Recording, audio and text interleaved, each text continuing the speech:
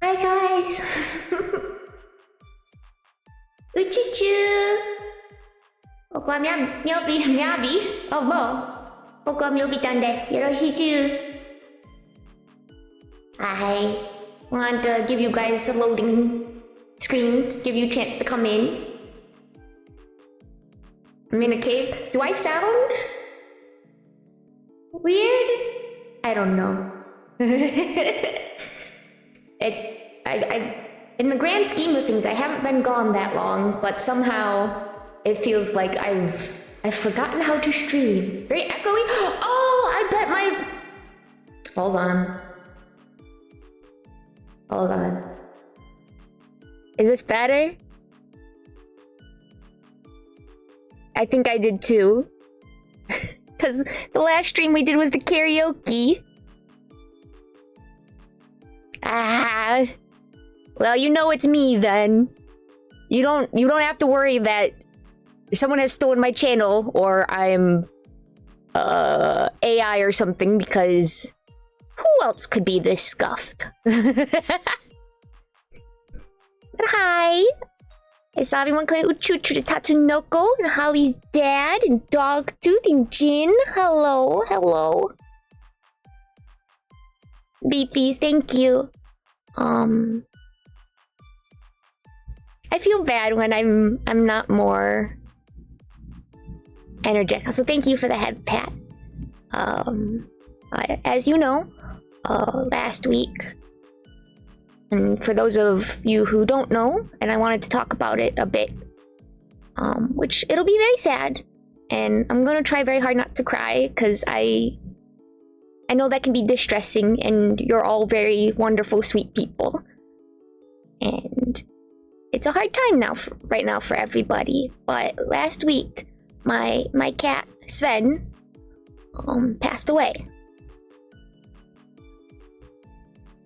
It happened very unexpectedly. But at the same time, ever since his incident last year that hospitalized him, we knew we didn't have a lot of time with him left. But you know, we didn't have an estimation of how much time we'd still have with Sven, because he had a chronic kidney disease and he only had one functioning kidney, and the fact that he recovered last year was already a miracle. But yeah, he started throwing up and I took him into the vet, and his kidney was failing. And I really want to say thank you, not only to all of you for your kind messages, and you know, not only just to Sven, but to me. Thank you for loving Sven. But thank you also to all my friends and everyone in B's family who dropped everything to help in this emergency. I have at least a bit of peace of mind knowing that we did everything possible for Sven. You know, care wasn't trapped behind a paywall. Like he was given the best possible chances, the best possible medical care for something that felt so sudden.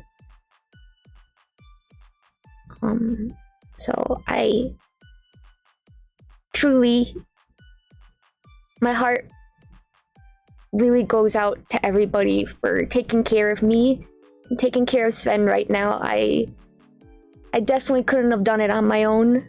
So thank you for helping. Some of you, I didn't get to respond to all of you because it's rough and I'm not sure how. But some of you sent personal messages or even sent food like, asked if I could turn on the treat stream for offline sending, and that helps so much. And just seeing your messages and your love really, it helped more than I know how to explain.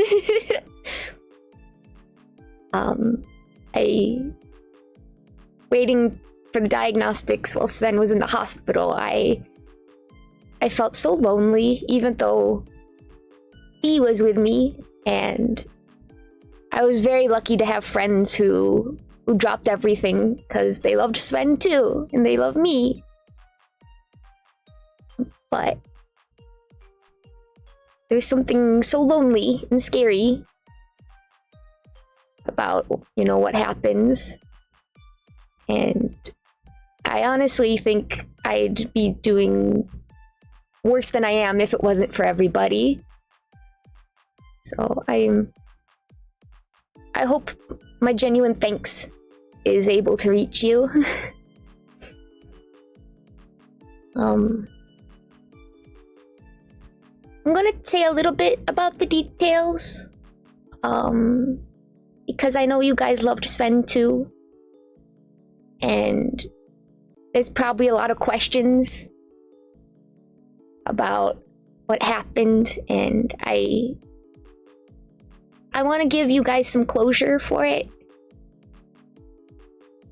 But Sven had a chronic kidney issue. One functioning kidney. He was a trooper. So I was always very, very sensitive to whenever he started acting differently. And then one day he was throwing up, so I took him in immediately. And we found out that he was entering renal failure, which is his kidney system again.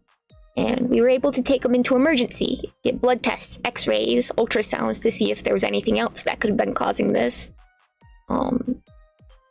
Because he's a very good boy, but he doesn't let us know that anything's wrong until it's really wrong. Which happened last year. And they ran all his panels, and I was like, oh, what if he got into something that we weren't aware of? Or no, his kidney finally stopped.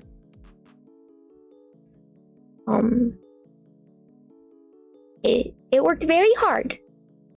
Like all of Sven, it worked very hard for a very long time, and you know, having just the one working kidney, it had a lot of extra work to do. That's why we kept him on such a strict diet.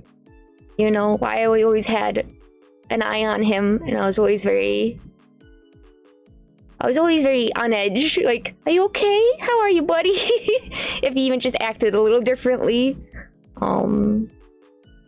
But this time he went with like giving him dialysis. It was just done. It wasn't working anymore, and his body wasn't able to remove any toxins anymore. And there's no cure for kitty cats with chronic kidney problems. It's not like with people where there's medicines where you can do a transplant. The vet at the hospital explained to us what was happening, and I broke down for sure. I spent the rest of the visiting hours on the floor with Sven curled up with him so that we could lay together, you know? And I cried so much, apparently it looked like I got punched in the eye when I finally got up. At least that's what B says. I tried not to like sob, but I couldn't stop the tears. I didn't want to scare Sven. But again, I was very lucky to have friends who were with me during this time. But we had to make a decision of Sven was only gonna have a few more days because his body was already shutting down. We could get a few extra days if he stayed in the hospital, hooked up to the IV constantly. Or he could get a few less, but he could be home.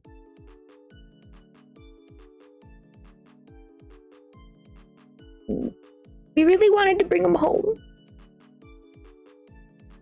So on the 29th, it was Sven Day, and I spent all day with Sven. And he had my real life friends, and who are also his real life friends, came and visited. Everyone came to give him affection. And we tried to do all his favorite activities that he could do, you know? He was even allowed, we even offered him bacon. Like, you don't have to pay attention to your diet anymore, buddy, but by that point, he hadn't eaten in 3 days, and he wasn't interested. But we got to cuddle, and we got to sit outside on a picnic blanket and enjoy the sunbeams.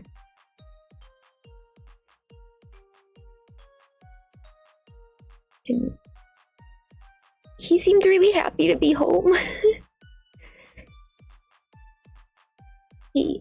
As soon as he came home, even though he wasn't feeling good, he couldn't walk very well, he immediately went and checked the house and all the rooms, made his usual routine of checking on everyone.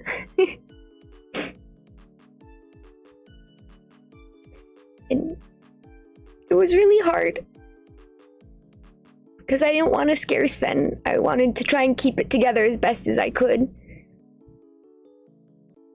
But him getting worse right there, and I couldn't do anything, was really hard. Because, you know, it was clear he didn't feel well, and he still trusted me to pick him up and laying with me, and I just wish I could have done more. And he got scared that night, and he hid under my desk. And I was like, that's okay, buddy. I'm not gonna make you if this is more comfortable. But I brought the beanbag in, and I laid down on the floor with him. And I just kept telling him, I'm right here. I'm right here. And around 3 in the morning, he all of a sudden shot up, and he ran over to me. He curled up next to me, and I just pet him for the rest of the time, right up until that morning on the 30th, when the vet who was going to come help him pass came. And it was very gentle. So that was very wonderful, and I'm glad that they could come to our house so he could pass gently, you know, in his home with his people. He was first given, you know, painkillers, more of a sedative, so he wasn't in any pain anymore. And me and B were holding him the whole time. And I kept telling him how much I loved him right up until he passed. Because I wanted him to know if it was the last thing he ever heard from me, I wanted it to be how much I loved him. Sorry.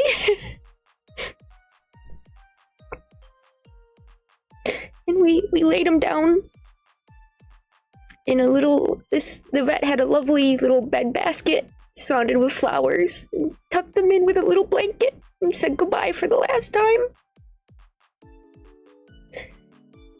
And when the car pulled away out of the driveway, I finally broke down. I was wailing in the front yard. And B had to carry me back inside.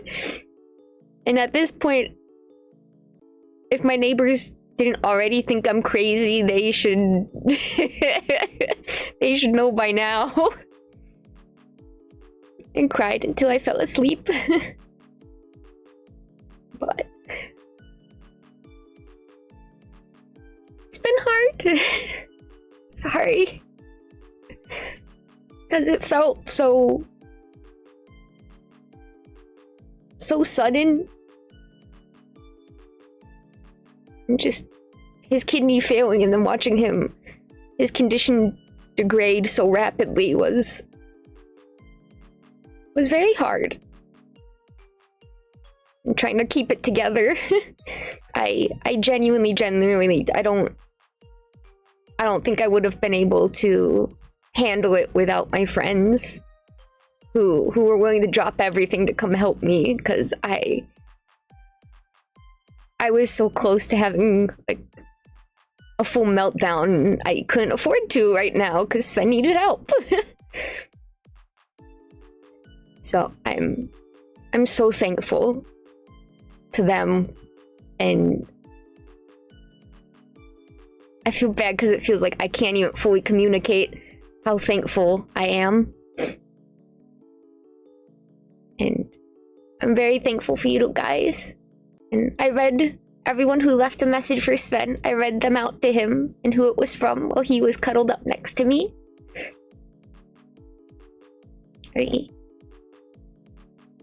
really appreciate how much you loved Sven. Because I loved him a lot. That was my guy. That was my little buddy. And I liked when people could meet him in person, because you always hear people talk about their pets and how they're wonderful. And you know what?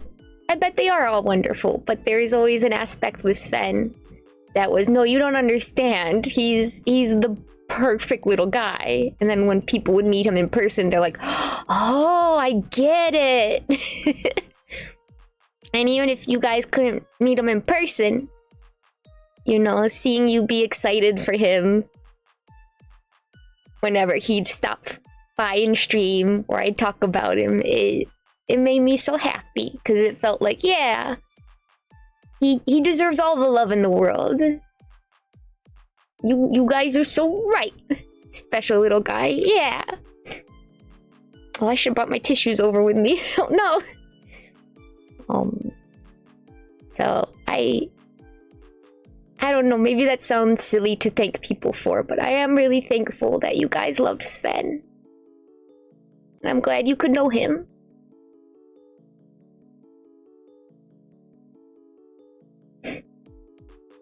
I'm sorry I had to cancel stream yesterday. As you can imagine, I've not been great.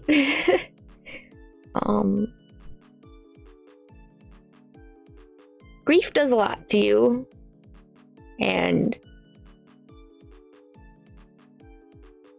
you know, I tend to be already a rather pessimistic, sad person in my day-to-day. Time takes time, yeah. So when something so unbelievably tragic like this happens, I think the worst parts of my personality come out. I'm cranky and childish, and I act selfishly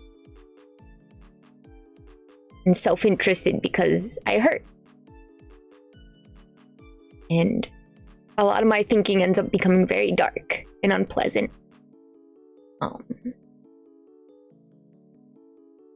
And there's always part of me that's aware of these things, you know? Who's aware of, like, I'm behaving bad right now. I'm acting out. This isn't gonna make me feel better, but, you know, there's still that part of you that just wants to rage and cry and yell. And yesterday ended up being a lot more of that. Personally, I like before I stream, I like to do pretend conversations about how I'll talk to you guys before I stream, because it's like a way of prepping myself and I'll talk about this today. And I was doing that yesterday, and no matter what, I kept getting very depressed in my conversation, and I realized I didn't want to bring that to you guys, because you are all genuinely very sweet and you care so much, and I know you would worry about me,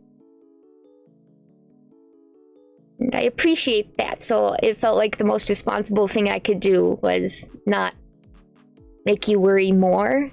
You know, like, I know when there's content creators I follow, if they're having a hard time and they're very openly sad, I get distressed when it feels like I can't do anything to help. Not because it's like, well, you know, I need to fix the problem, but it's the empathy, you know? And I know you guys are very much the same, because you've been so open about checking in on me and worrying about me. So I know how I get when things get bad. If just left to let loose, can get very concerning. So I ended up making the decision to not stream yesterday. I'm okay. I mean, like, I'm sad, but I want to reassure you guys that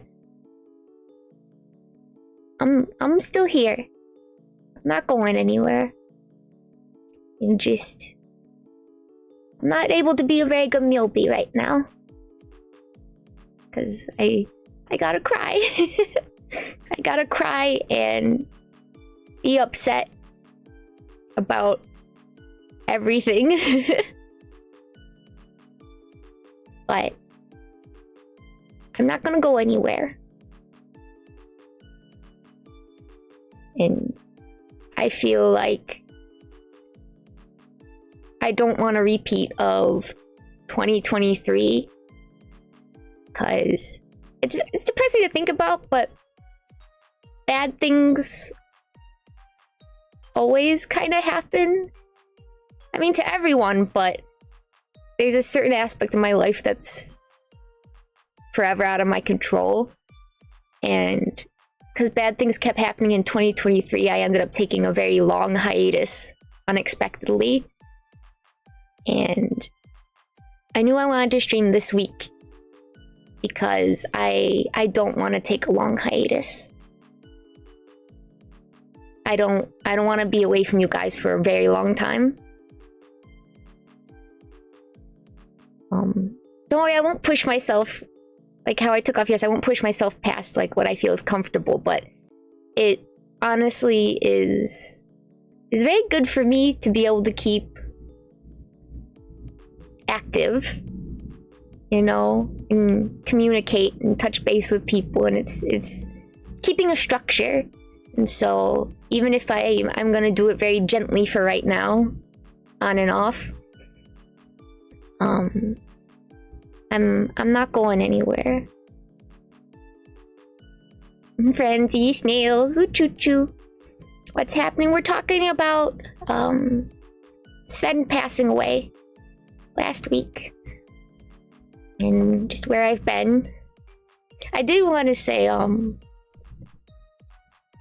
yesterday maybe I'll upload a picture I took, but after I canceled stream, I went to talk with B and we walked down to our local pizza place. Got ourselves a medium pie, jumped in the car, and drove to the ocean. And just drove out to the ocean, stood at the beach. And it helped. I don't know what it was about it, but standing there with my feet in the sand as the sun set when the water came up, it helped. High in salt water, yeah. The ocean brought you something. It did. And I'm not alone in this, but you know, when I sat down as it got dark, I even just, not even consciously, but like subconsciously, I started digging a hole in the sand. Yeah, apparently a lot of people, you know, when they go to the beach, you just dig a hole. That's just what you do. And that's just always what I've done too. Like I don't have a goal. I just need to dig this hole. Yearning for treasure. Maybe I did hit something that made me be laugh because it got like a foot down. And then it was something that like was bright enough that was reflecting something in the dark.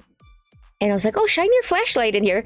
And it was something plastic, and we dug it up and like, I can't believe we found something. It turns out someone had buried their stupid like weed vape canister thing in the sand. Like, what are you? There's something about the absurdity of that made me laugh a lot. I will, Rockets. Thank you for being here. I'm going to take care. Yeah, I definitely took the chance to dispose of it properly, but there's something about an hour of digging a hole on the beach in the absurdity, and then like, whoa, weed thing be upon thee, that just, I don't know, it made me laugh. Like something that wasn't someone else, yeah, but tossed it out, and it felt like, you know, I did a good deed in that way. But it was nice to just sit and let the world become dark and listen to the waves with thee. You know, it was nice. I think it's definitely something I needed. Like I tried to go out and touch grass a couple days ago. And while that was nice, it felt like it wasn't quite enough. You know, I needed to get out of the house more, and I needed to get away, and the ocean was away, and it helped a lot. Earth thanks you. No problem, Earth. I'm quite a fan of you. So, there's something about... Because I was even saying this to B, is that when I was smaller, the sentiment of, oh, when things are rough, I go look at the stars, and it makes my problems feel so small. And I always found that frustrating, because it's like, okay, but you're not small, and your problems aren't small. They matter, you know? They affect you, and you still have to return back to them. And so when people would give advice of, like, going someplace to, like, clear your head so that your problems don't seem so big, it used to make me upset. But I think getting older, and especially now, having that feeling of feeling small in a very big world, it's less about trivializing your problems or your pain, and more about being able to see that there's a lot out there still. Even if it feels like you're not able to experience a lot of it, or one of the best parts of it was taken from you.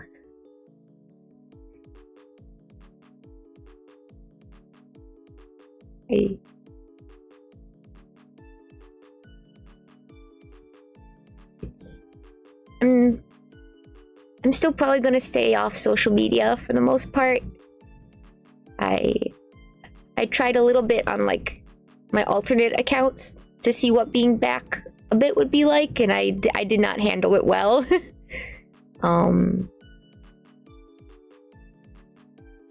Seeing other people succeed or go through hard times, it's just like too much emotionally for me right now.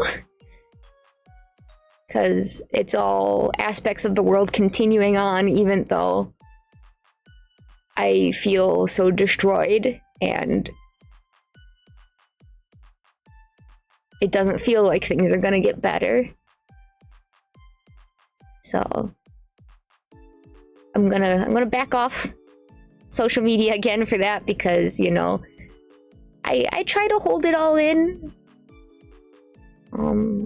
I know it's good to cry, and it's good to feel your feelings, but I also know that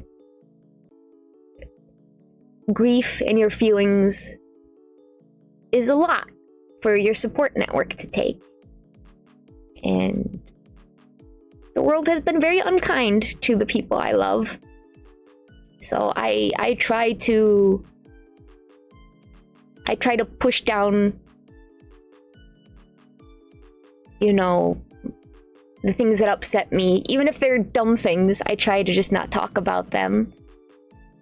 Or the things that are like the final straw that finally make me start crying for some reason. And I think that's been happening, is that the most random things have started the tears again. Because I'm trying to hold it together, you know, so that everyone else can also have that space to grieve and not feel like they have to take care of me. And it feels like the worst parts of my personality are leaking out. You know, and it's embarrassing, and it's frustrating because it feels like I'm not in control of myself.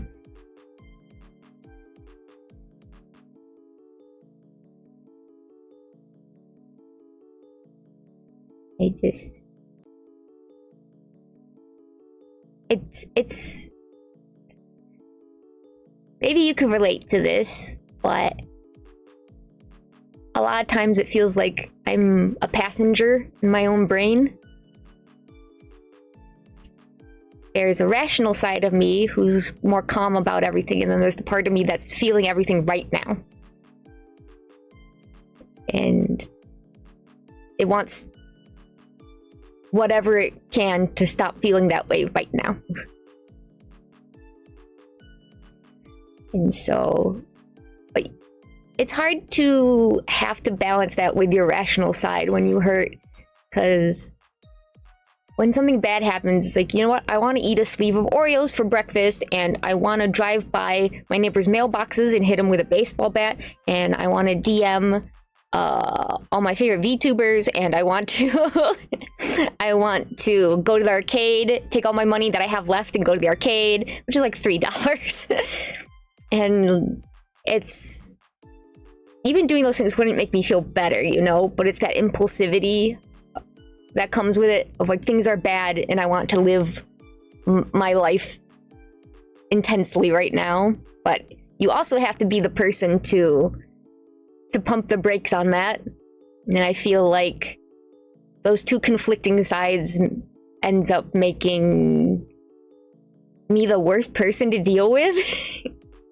Because I become obstinate and cranky. And so I'm trying to be good. I guess. I don't want to make bad decisions because I'm upset.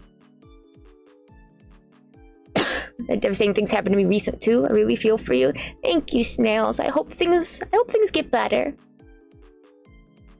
Not really all here recently. That's okay, peepsies. I don't blame you. I know.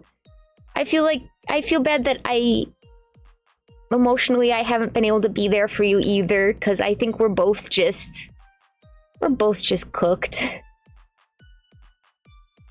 Thank you, Snails. You won't. I'm gonna say this, and it's gonna make you guys worried, but it's fine. It ended up being fine, so I'm gonna say that ahead of time. But you would not believe, the day after Sven passed, Pancake got hurt somehow. We don't know how, but woke up and he was like meow meow meow, and we looked down, and guess who had a bloody little paw? And I started hyperventilating because it clearly hurt, and I couldn't check it more. And B took him to the hospital, and it turned out he managed to break his nail really close to what's called the quick. So it's like that little fleshy part in the nail for kitty cats. He might have just got on his scratching post at a bad angle or something like that. You know, it was a very simple injury, and they were able to patch him up real easy. It wasn't anything serious, but just the day after, and then seeing that, I had a full shutdown. It's not okay. Yeah, she helped a lot. She helped a lot with everything. But I think I've spent the last few days mostly sleeping, and my anxiety, which I always have, but it's been particularly bad. I've been jumping a lot at just loud noises. Even if someone just knocks on my door, it's been scaring me really bad. I think just because of it's just my mental state right now.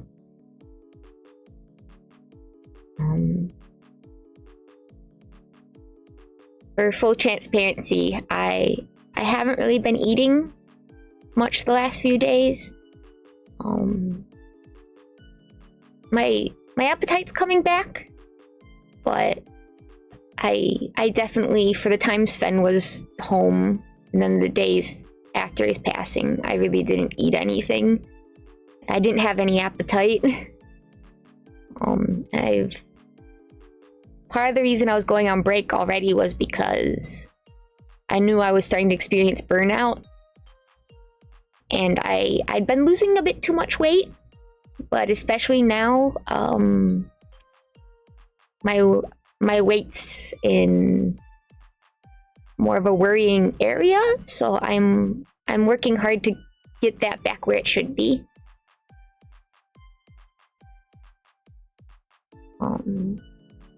So I might not be doing my workouts together with you guys, like posting any updates, because right now I'll be doing mostly my stretches, but I have to put some pounds back on me right now. I think it's one of those salt in the wounds thing of it's a remnant of past bad things that have happened that remind me that, you know,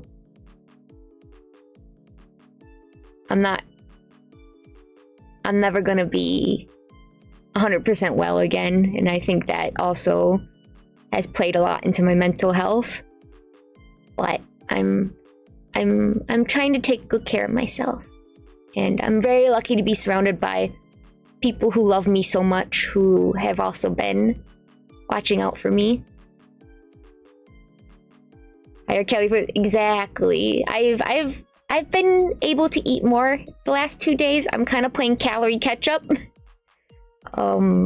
It's just the first half of the week, like for this last week or so, I just couldn't eat. Everything tasted not good. I wouldn't say bad, but just not good, and my body would only let me have a couple of bites of it before it just went, you're done. You're done. You're done. I was like, come on. I know we gotta eat. But there's a certain point that you can't force yourself. And my body's come back around. But I definitely know it's gonna be a bit until I'm probably operating at full energy again now. So my streams I do on and off will probably be short ones, kind of sporadic as I build myself back up. Time takes time. Nothing goes. So there's an ant on my desk. Gosh, damn it! It's ant season.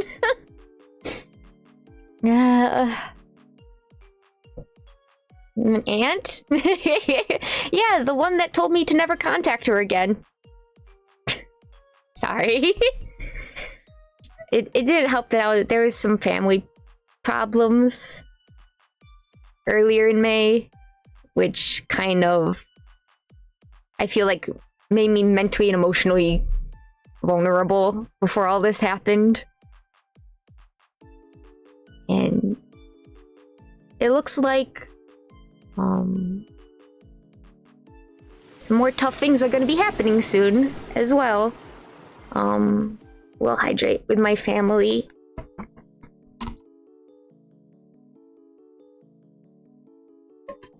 Now that's more personal, I suppose, but things might get very hard in come autumn time again. So I just want to let you guys know if I'll have to take time off then. I want to let you know now.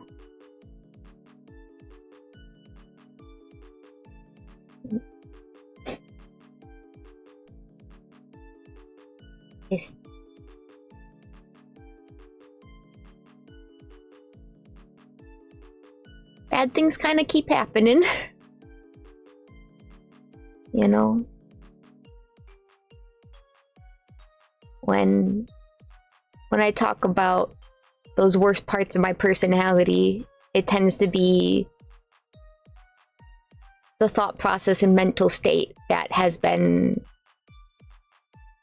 so consistently reconfirmed of everything always gets worse. There is no rock bottom. Everything will always get worse. And more often than not, you don't have any control over it. Sometimes you're just unlucky. Sukura, thank you. Thank you for the resubscription. That's not the attitude I want to bring to you guys. And it definitely is the prevailing mental state I've been in. And it's one that's not something I can be comforted out of. Because it's many, many years pattern recognition, many, many years grief and loss, and I don't want to put that on you guys. Because here's the trick about it, though, is even though I feel like my life is just constantly going from one sad tragedy to another, I truly believe that things will get better for other people. And I want to be able to keep that outlook when I talk to you guys. Because it's as simple as, you know, things will look up for you because you're not me.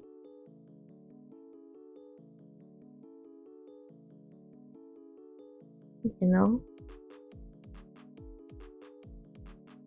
So you always have the chance for things to get better or for life to be happier. And I can't believe it for myself, but I always want to be able to be in a state where I can believe it for you guys. Like, when it comes to myself, my ability to hope for things or have faith has been very thoroughly ground to a fine powder. But part of why I like being Yobi is because I want to be able to reassure you guys when things feel rough. And I know right now I'm not in peak reassurance form. Sukra.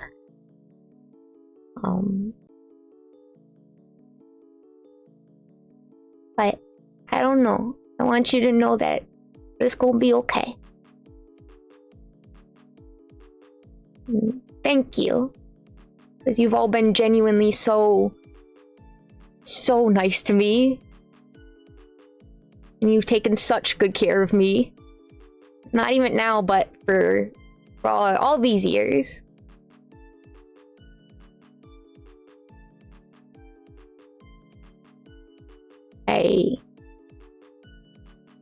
It almost feels stupid that to think this after something so terrible has happened. But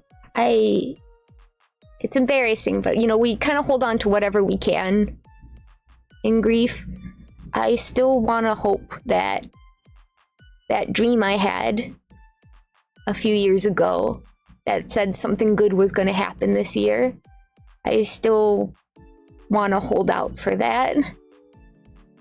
And I know part of that is just because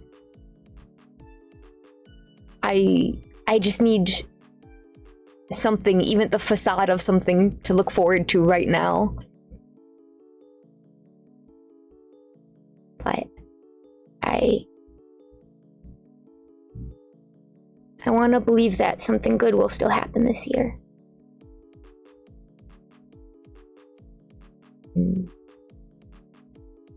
I don't know. I guess reminding myself of that has helped. And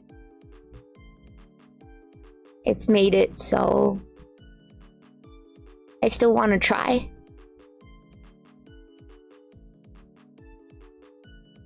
Before Sven got sick, I was actually hard at work on some stuff.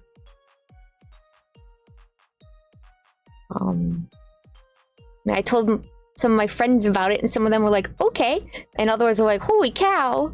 And I've been learning a lot, which if you've been here a while, you know it's kind of difficult for me to learn things. And while a lot of those projects and things have obviously stalled because of it, I still want to see them through.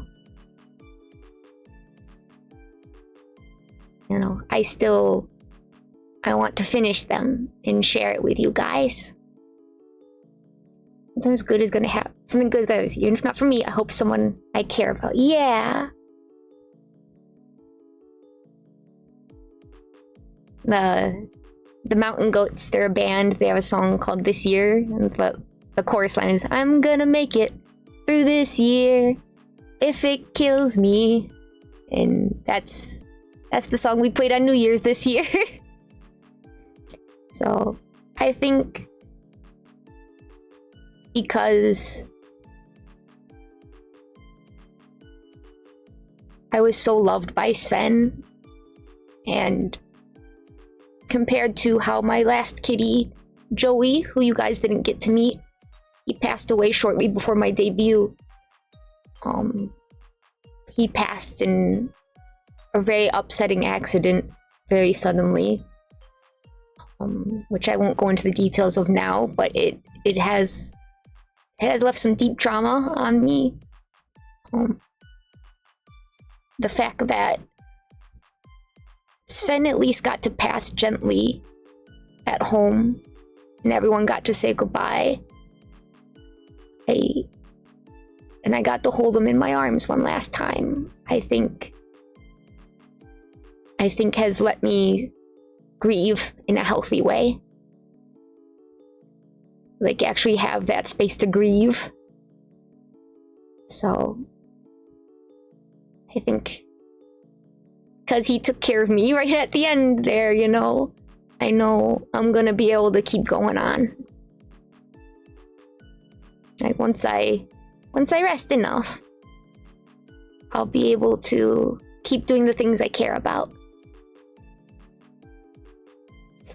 Hope is a thing with feathers I think about all the time. Hope is a thing with talons that burrows in your chest and digs and digs and digs and never lets you rest. We're hopeful not because we want to be, but because we have no other choice. Yeah. Sven sounds like he loves you more. I felt like he did.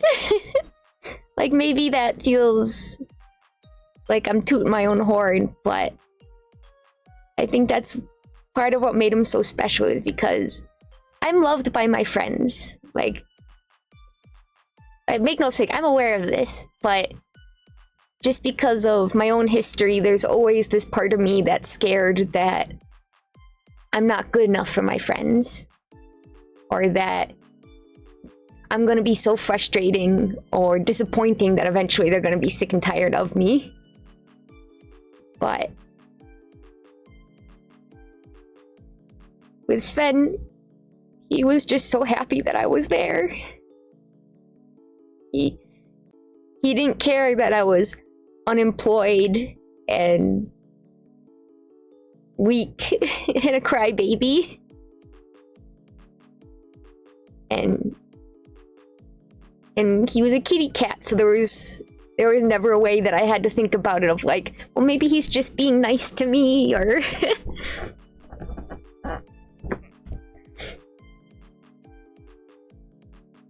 Sven was embodiment of love like no other bee. Exactly. He was just so happy just to have someone call his name.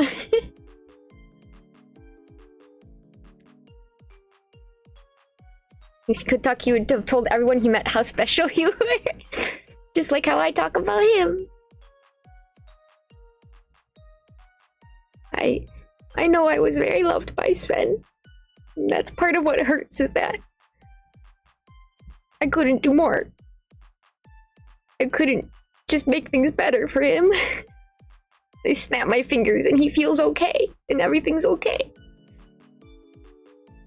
And the fact that he caught me crying and he still ran to me, even though he didn't feel good.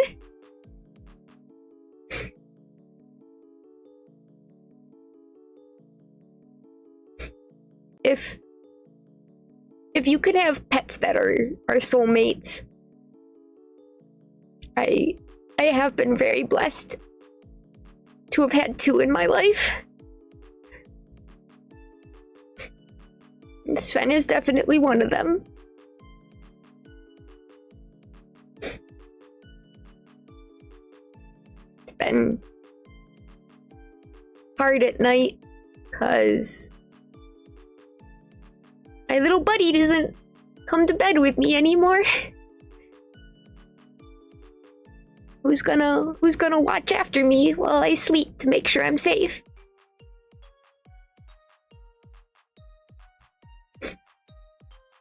Who's gonna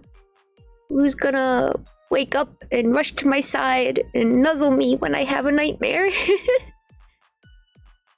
Who's gonna escort me to the bathroom in the middle of the night to make sure nothing gets me?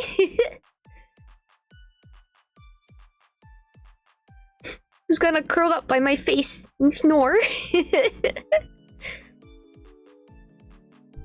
I didn't realize how quiet the night is.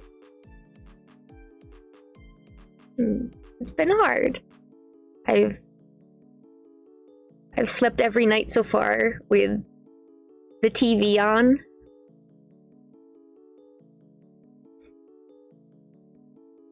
Just feel a little less alone. When it's real bad, I'll hold Sven's collar in my hands while I lay there.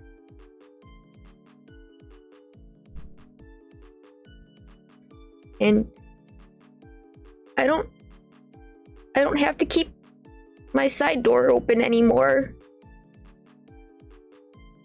There's no little buddy coming and going from my room to the living room, but I keep it open anyway at night. In case his spirit wants to come to bed. So he'll know that I'm right there. He can always come home.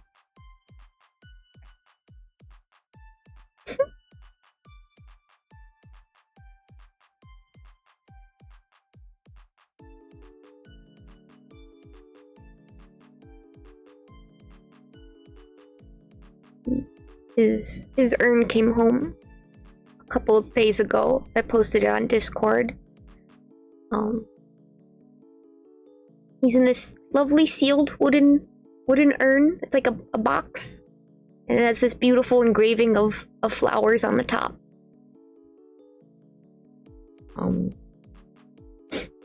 Right now, I want to find an even better place. Like, I want to put up a designated shelf for him, but right now he's by my bedside, and his box is on his blankie, and his collar's with him, and he's become part of my wake up and good night routine, which I don't talk about too much because it's embarrassing a bit, but I have a routine whenever I get up out of bed, and a routine before I go to sleep. I'm gonna have so many stories to tell you. I hope so. But when I get up, I give a kiss to my little Dillis pillow, my Scaramouche plushie, my plushie of Joey, and my big Twinkly, and now Sven's collar. And I say good morning. And then at night, before I go to bed, I give them all a kiss and tell them good night. And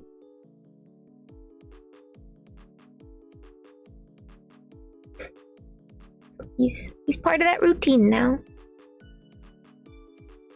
Like, he was physically part of that routine before, but like, I guess in a way he's still part of that routine.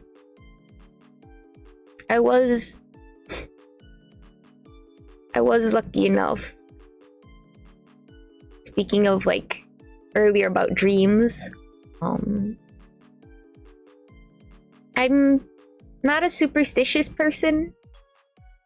It's of that two minds kind of thing, of where logically I know these things aren't true or real.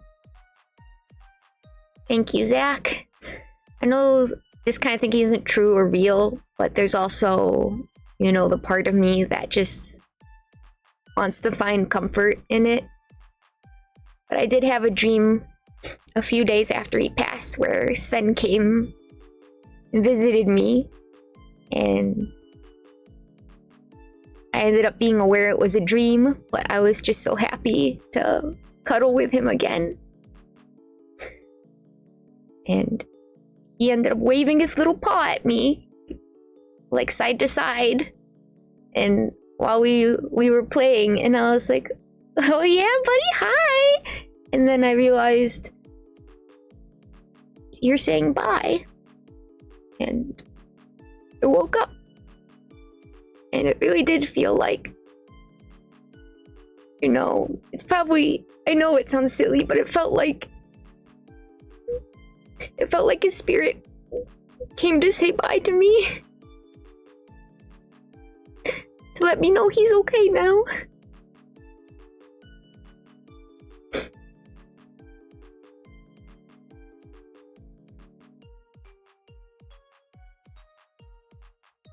Sorry. I knew I was gonna cry on stream. I hate to believe that really was. Yeah. My chihuahuas? Aw. I wanna believe so too. I'm not the type of person that can control my dreams. And it really felt like him. So I have another little angel watching out for me. Thank you guys. It really helped. It really helped that he was able to say goodbye.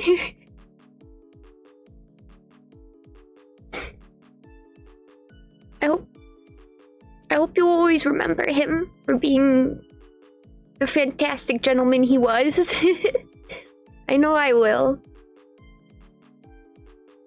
Fluffy Gray Star is always with you. I've been so blessed to have 2 perfect boys in my life. Both of them gray. Unexpectedly. And both of them somehow distinctly different, yet completely flawless and perfect as they are. And just the embodiment of love. Joey and Sven. They were my babies. And even when I felt the lowest, I knew they loved me. And how lucky am I to have been loved by something so good in this world?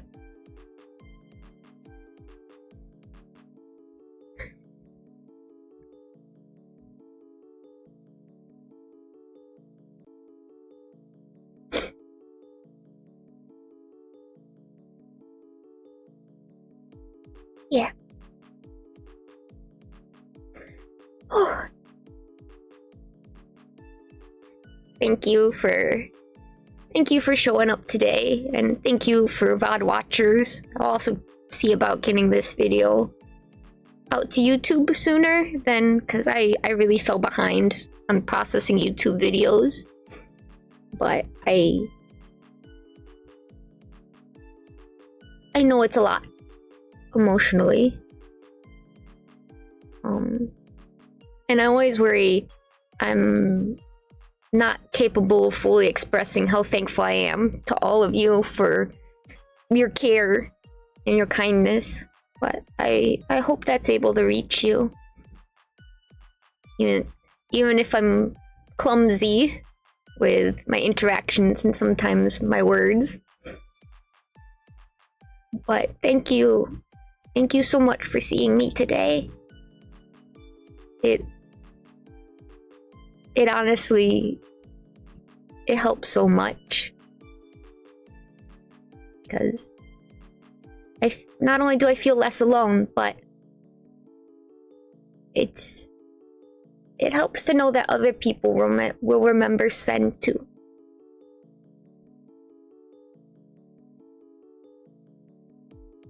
I really appreciate you guys. I've been more or less completely glued to my big Twinkly plush for the past week. Even when I go to bed at night, I'm like curled around it. I have it in my lap right now.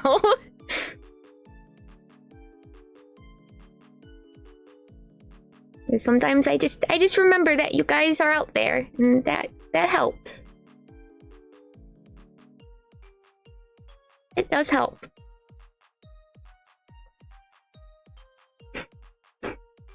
So, I think And for all the creep, thank you, Holly's dad. I'm very blessed that all of you, my stars,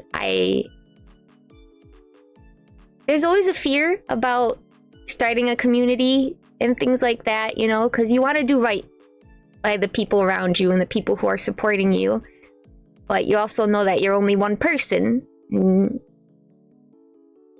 you're worried you won't make good decisions and things like that. But I know I'm very lucky to have somehow attracted so many kind people into my orbit. Space pun. And I just don't know what to say other than thank you, because truly my life is better for all of you guys being here.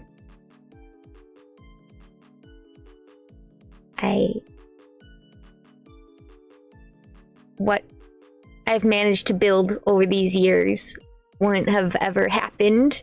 Even if it seems really humble, it wouldn't have ever happened without you guys. And your participation, and your care, and your love.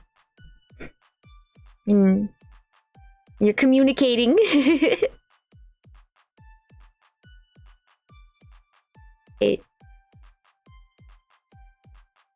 The time I have as Mealbee with you guys really is not only something I'm so proud of, but it is something irreplaceable.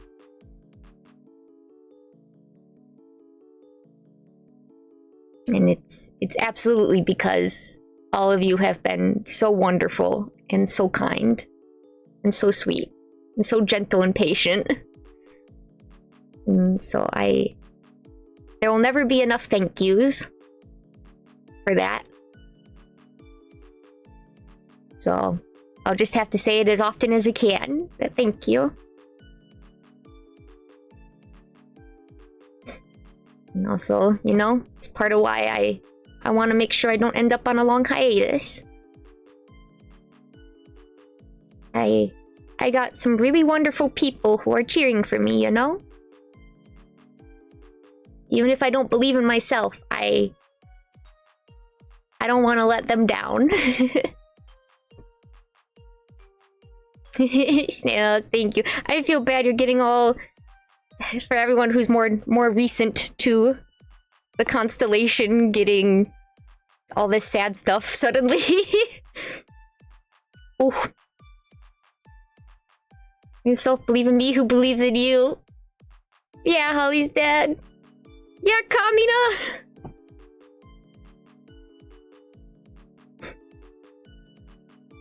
Gurren Lagann is my favorite anime for a reason, you know?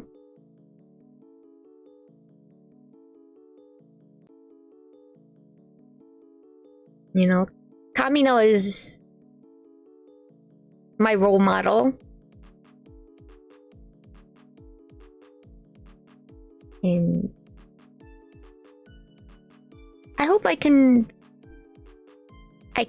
embody more of his spirit every day, you know?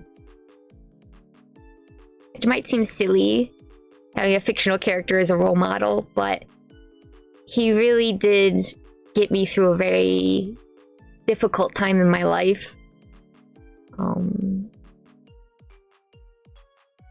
You know, before I became the most unemployed person you know, I was doing school and working and supporting my family and dealing with a lot of stuff. And I really only could keep doing it because I had friends and because I could have that mentality of pushing through it, you know? Because I still believed if I tried my best, you know, and if I kept trying my best and I kept working hard, eventually things will get better. And then it really kind of didn't. And in some ways it did. But I know watching Gurren Lagann and thinking about Kamina telling me to believe in the me that believes in you, you know, that it ended up changing a lot of my thought processes. And it helped, so Gurren Lagann and Kamina will always be something very, very precious to me. Kamina's a canon event for every anime fan. Self-esteem, yeah. There was a time when I dropped out of college when I finally reached my breaking point. Like, my body just couldn't keep fighting, you know? And everything fell apart. And I still have residual feelings of this, of sometimes it was hard to look at Kamina because it felt like I let him down. Like, I could not keep fighting the power, you know? I felt undeserving to have Kamina believe in me because I failed. And I think I'm finally being able to get past that. Even though it's been so many years, and it's taken a while, that I'm starting to be able to believe that Kamina would believe in me still. Because there's real people who believe in me.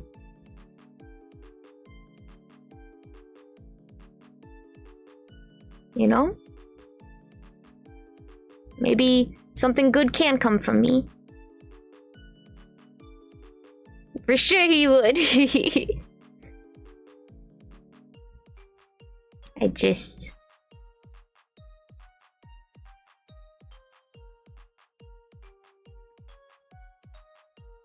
My me was very tired. You know, if you spend such a long time working hard and fighting, when it finally catches up to you, it takes... You gotta rest for a long time. And I feel bad for saying it because of what happened, but also because I was starting to feel this way before Sven was taken to the hospital. But it feels like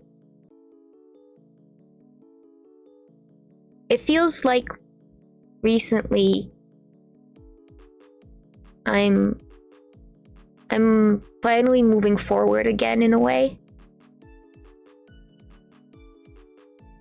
And it's definitely in my own way. And I know for society at large, it's not what I should, quote unquote, be doing.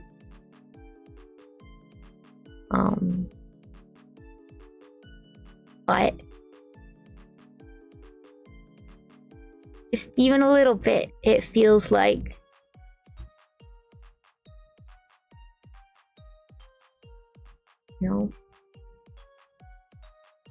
maybe my life still has some life in it.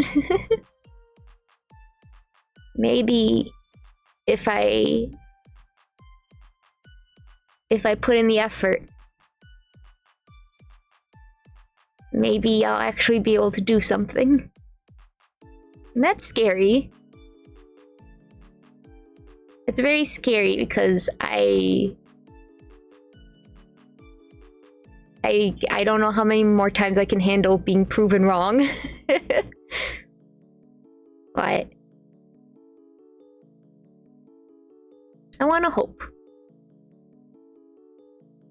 Like, I'm too scared to, but also I want to hope that maybe I'll be able to do something right.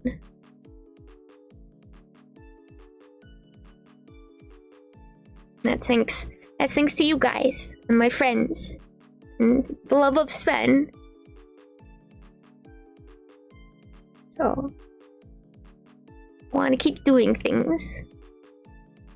because of all the love I've been given, even in these dark times. Thank you. Thank you. Sorry, now I'm just rambling about my own life. I don't know. I know I'm not thinking super clearly right now, so I've been rambling a lot. I hope you can forgive me for that. It's gonna be like that for a while. I will hydrate. Thank you. Having friends and people and creatures that love you is a success in my eyes. Honestly, there's very few things in my life that I can point to as having like accomplished on my own, or I can take pride in like I do this or I did that kind of thing. A lot of my self-worth has ended up tied into how useful I am to other people, and that's like its own whole can of worms and everything that I know needs to be unlearned, but it's very, very, very difficult. But I feel like the one solace I had about maybe I'm not the most waste of a life a person could be was that I've been blessed to have some of the most wonderful people love me in my life. And a lot of times it's the imposter syndrome saying it's because they're wonderful that they can love something like you. You know?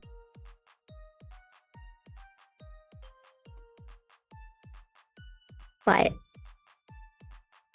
there's always been a point of pride that I can point to the people around me and say, look how wonderful they are. Look how amazing they are. Look how sweet they are.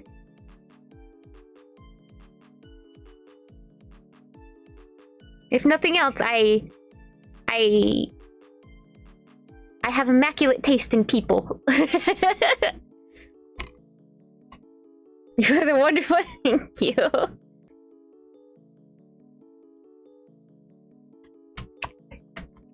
If I do nothing else right in the world, you know, at least I can point to the good people in my life and be like, I was able to make something so good in this world smile, or maybe I was able to protect them at least once.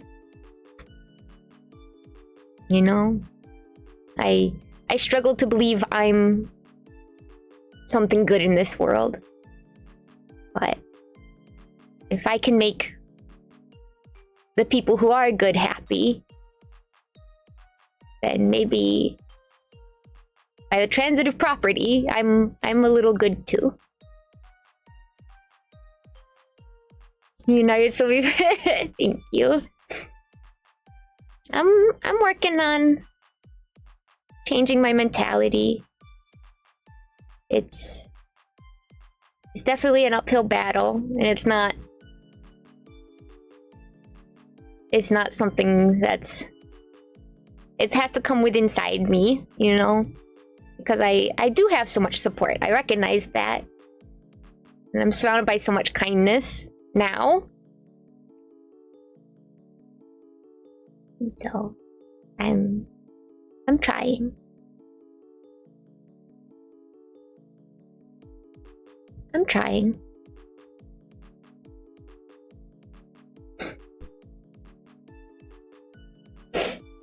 Snoof. We went out to... This is like unrelated to anything, but I think it's funny. I don't think they'd mind me sharing, I hope. We went out to the botanical gardens last weekend. That's when I went to go touch grass. And it was very lovely, first and foremost. But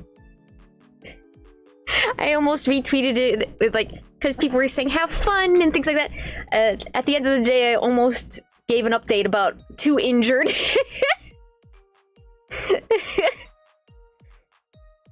Somehow we managed to have 2 people in our group somewhat injured just by going and looking at flowers. And one of them in particular...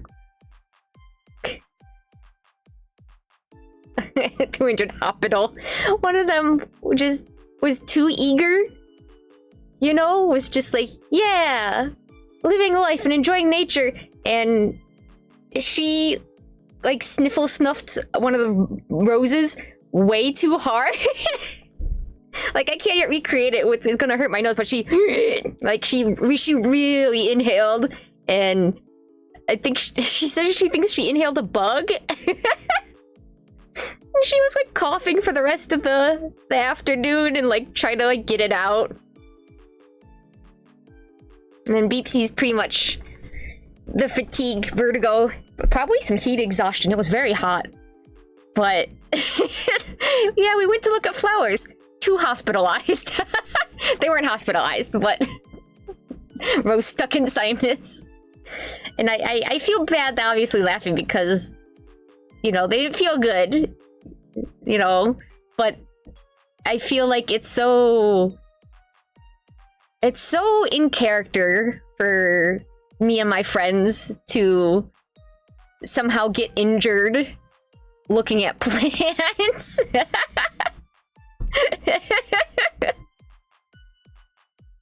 Like, we went to the garden. How'd that go? Hospital.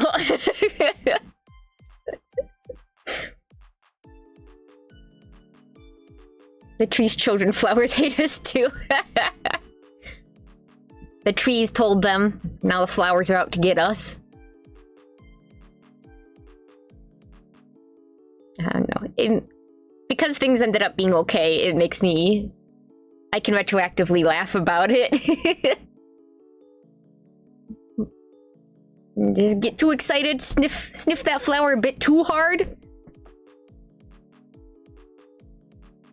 Bug. That's something about nature. Let's throw out vapes in the no, or throw out like the weed vape thingies. Just throw it, throw it into the ocean sands. What is it?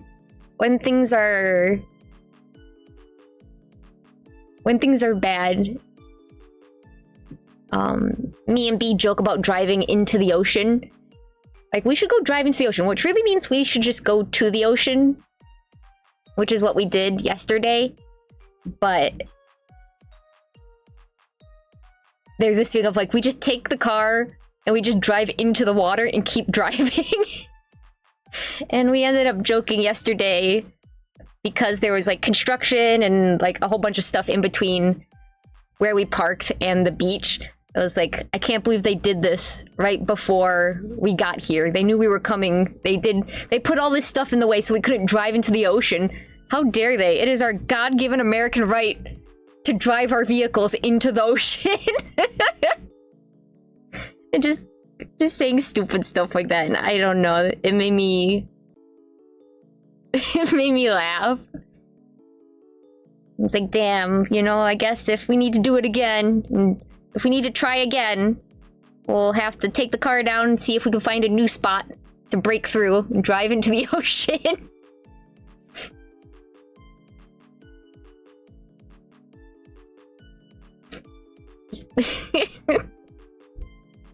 Just the mental image of both of us steely-faced and serious, and just driving a sedan directly into the waves.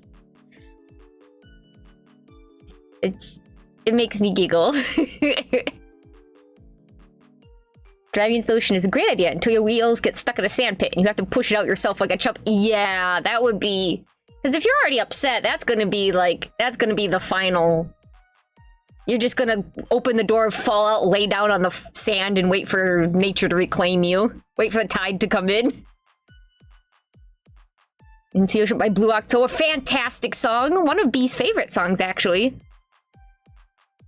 I always associate it with B, just because I heard it so often. When she would play music. I just walk in at that point, like, goodbye. Trump, Trump, Trump. How dare they? Right? In America. Like the time I had a fight with my grandma or grandpa? Oh, grandma left her house and immediately had to walk back in because I forgot my phone. I hate when that happens. Like, you're so worked up and you want to leave because you want to also not only leave on your terms, but you want to leave the situation. You're upset. You want to make a point that you're upset.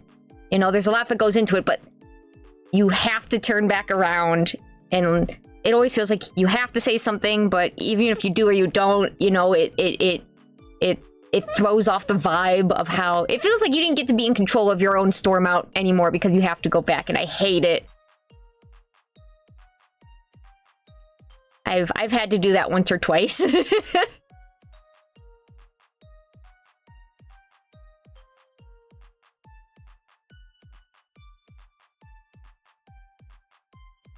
Until I was walking to the ocean. Not. Honestly, looking out the horizon as the sun was coming down, and then when it got, like, right when the last of the sunset was leaving the sky, it'd be like, now would be, like, a crazy time to see a giant figure off in the distance. Like Godzilla or Cthulhu. I ended up finding myself thinking, like, if I did see, like, a giant shape off on the horizon right now, like, what would I do? And I think, frankly, at the point, I was too sad, and it would be too overwhelming to my senses that I probably would have just done, like, what stupid people in movies do. I would have sat there and I would have watched. I wouldn't have been running. I think something in my brain would have been like, running is not going to do you any good. Might as well see where this goes. I don't know. My brain takes those weird tangent trips on their own. It's the space brain. So why do the stars have a shot glass of vodka? That is actually water.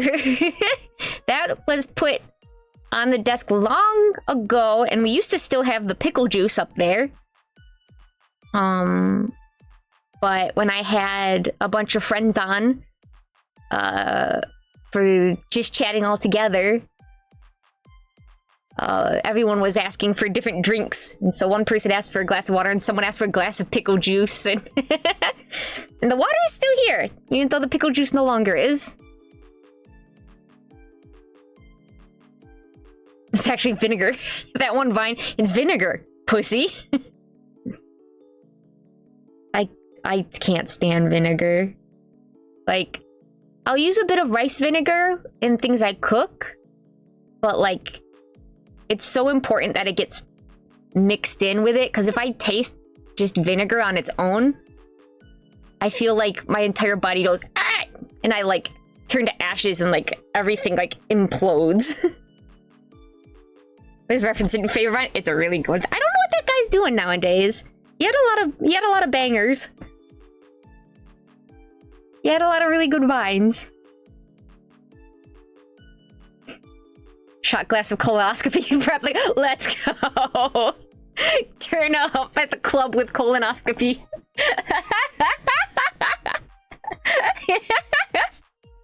Filipino, everything I eat has vinegar. Is that? See, I don't know a lot about Filipino cuisine. Is that a staple? I never knew. I see him on Instagram. Not sure if he's making a living off content, but he's around. Good for him. You know, sometimes that's the best you can ask for, is to be around.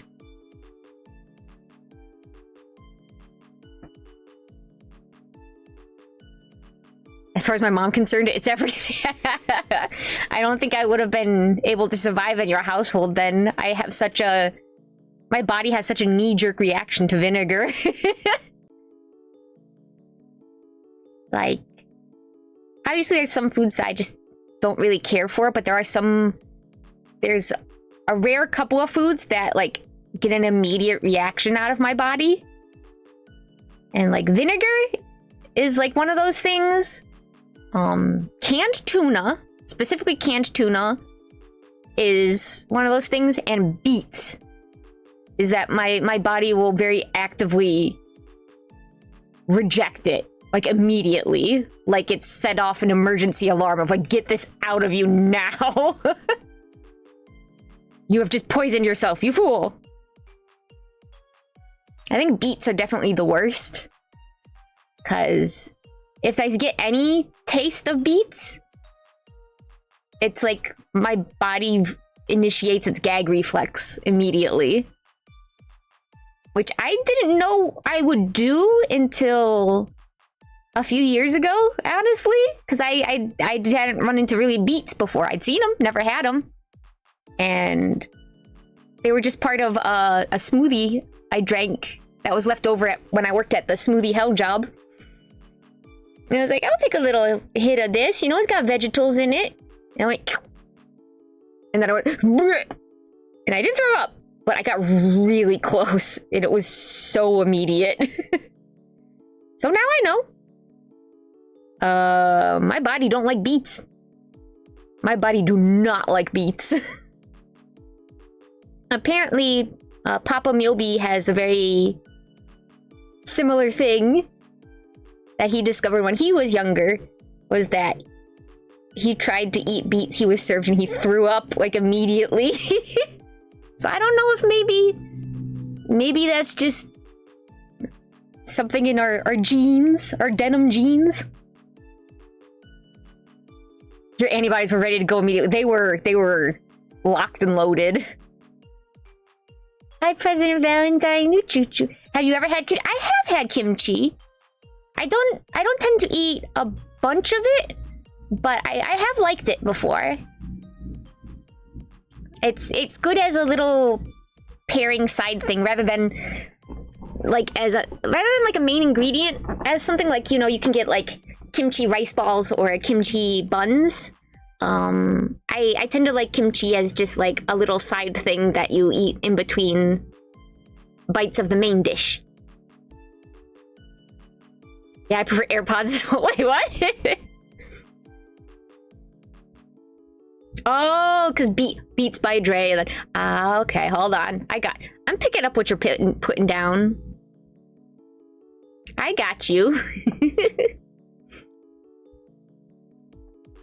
But no, I've enjoyed kimchi. I know I don't have a very good tolerance for spice. But it's mostly like I can't handle the heat of a lot of spices, like the intensity. Like my mouth just starts freaking out, like ah! But I do like the taste of a lot of spicy things. It's just the pain is not something I'm well equipped to deal with. I like using kimchi as a topping for Korean veggie pancakes. Ooh, but I like it other ways as well. You'll be picking up what you're putting down, sniffing what you're smelling, eating what you're cooking. I made some delicious fried rice yesterday. I was pretty happy with myself. Used the leftover rice. I put in mushrooms and carrots and broccoli and an egg. And it was really good. You tell me a Myobi fried this? Heh. Heh. Half a pound of kimchi on its own? Hot damn. I feel like your tummy would not be happy with you for that. But you know, of the things that you could eat a bunch of in one sitting, that has to be one of the healthier options. Because the stuff that I could, like, shovel away in one sitting tends to be junk food. Even like my favorite foods that I could eat a bunch of, there's like a limit to where my stomach is like, okay, you're done. But there's some junk foods that I can just keep eating and then like eat the entire bag or like box or whatever in one sitting if I'm not careful. Hi, Harry. Choo-choo. Welcome. I think most notoriously, the puffed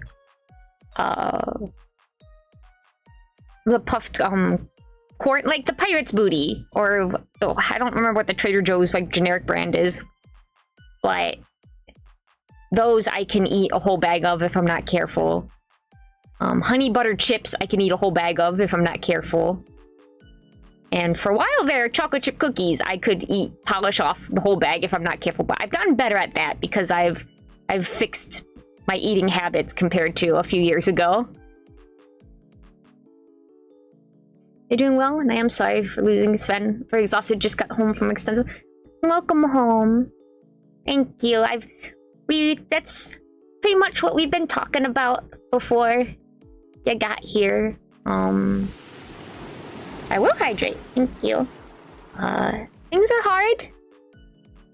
And the crushing sadness comes in waves. But I'm hanging in there with the help of everybody. Price booty is fire. Puff cheese snacks are good too. Yeah, there's something about them that, like, they have that white cheddar to them, but it's flavored, but it's also just lightly flavored enough that it's like, I want to eat more of this flavor. And so then you end up being able to eat a bunch of it because you're like just on the edge of being satisfied. Okay, you choo-choo, welcome. Now let me finally hydrate. Welcome, Raiders. My goodness. Hi, KK. Woo choo choo. You you chose a good time because I'm not crying anymore. But also I feel bad that we're probably not going to be going on too much longer. But hello, thank you for getting that shout out to KK. Donut County. I was about to say country. Is that the game where you play as a whole and you're trying to like swallow up stuff? I think? Because I feel like I saw it a few years ago. Yeah, it looks really silly and cute. I hope you guys have fun. Yeah, I've been away from streaming for the last like 2 weeks or so. In part because recently my kitty cat Sven passed away. So I was touching base with everyone about that because I mentioned it on Twitter, but and on Discord, but I wanted to be able to talk with everyone in a more direct setting. We've done that talk, so if you want to stick around for now, we should be good, but just letting you know. And streaming is going to be pretty erratic right now, but I most importantly wanted to reassure you guys that I'm not going anywhere. Did you hear that? Losing a pet is yeah, it's been rough, I guess. Like, obviously, but like I'm as everyone knows, but everyone's been really patient and kind, and even if I don't always know how to reply to the kind messages because I'm not in a good headspace, I always read them, and they do help.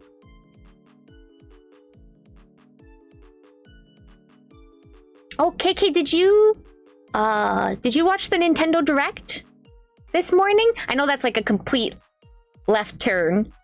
I ended up watching it after its broadcast. I don't know, whenever I see Splatoon stuff, I think about you, KK. Kingdom Hearts 4, yeah! Congratulations, Kingdom Hearts people!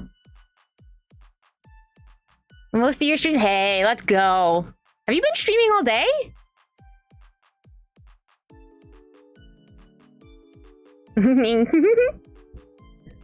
Ocarina of Time. I don't know how I feel about that.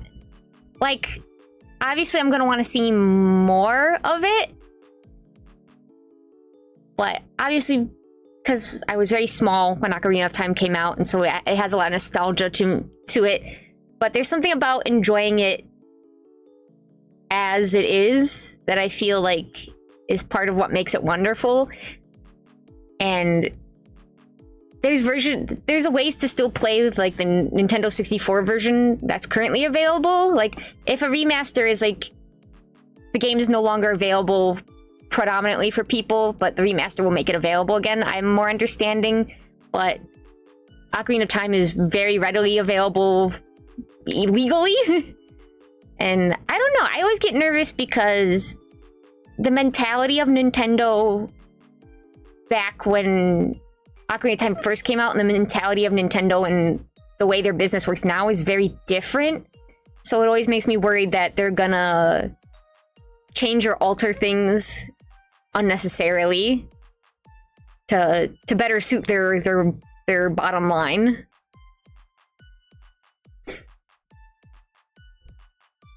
Three-hour stream, good job. I'm 3DS version, so it doesn't feel very Zelda. You're right. And I was a little worried, like, at first, because they weren't showing us any of the 3D art. And I was like, are they gonna make it like, or remake like Link's Awakening? Because like, Link's Awakening is very cute, and I think it works well for what it remade, but I didn't think it would work for Ocarina of Time, so I'm at least glad they didn't try and do that, but... Track to it this second. I'm gonna play Ocarina of Time on my emulator. I started to say, well, let's go! Yeah, it's hard to be excited about game releases.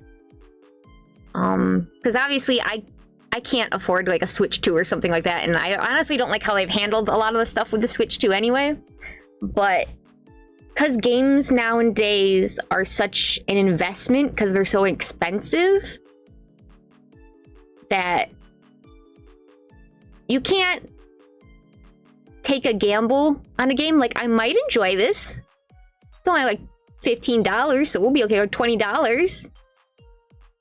So if I don't enjoy it, I don't feel like I've been totally ripped off. But now, it's like I said before, they put the price point so high that it's almost impossible to live up to how much money you're spending, no matter how good the game is. So even if they put a lot of marketing into something, if it doesn't seem like the type of genre or game I'd enjoy, I'm not going to take a risk on it because it's so expensive. We didn't get any game. Yeah, no, it's got to be pretty early development.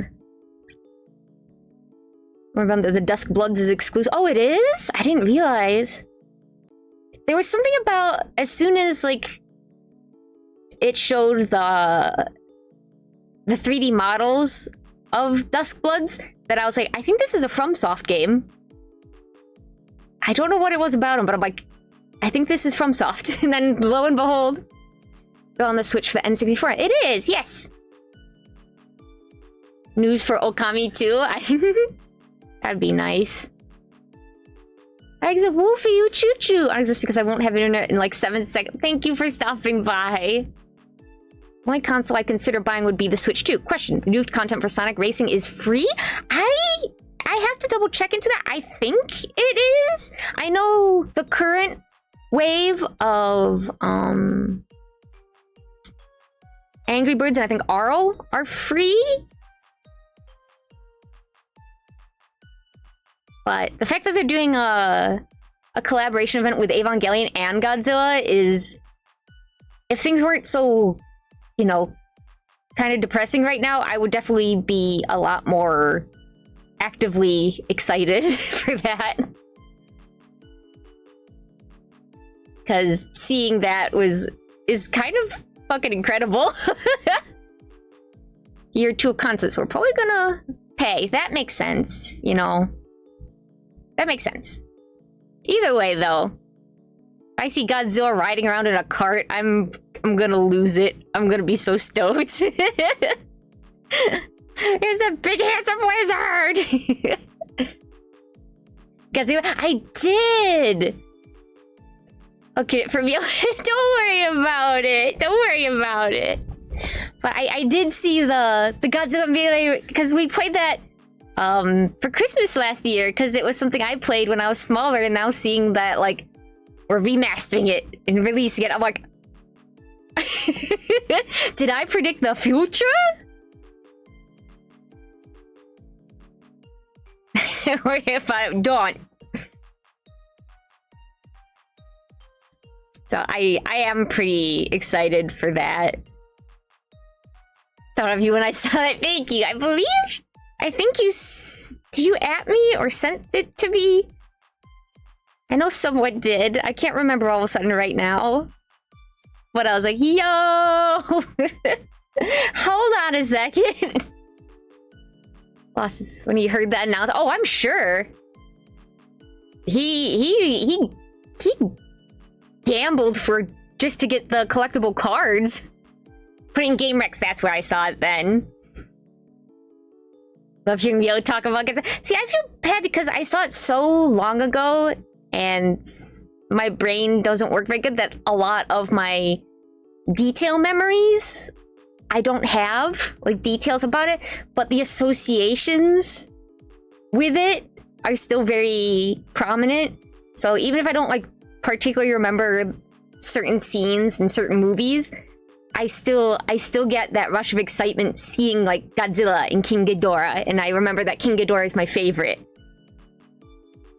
It's like my memory don't work too good, but my heart do. My heart remember. He went nuts. I'm sure. That's his boy. I do really want to rewatch Godzilla movies again. Obviously, there's part that's nostalgia factor, but I think being able to freshen up on the lore would be nice. And also, I never saw the Biollante one. Godzilla vs. Biollante? Biollante?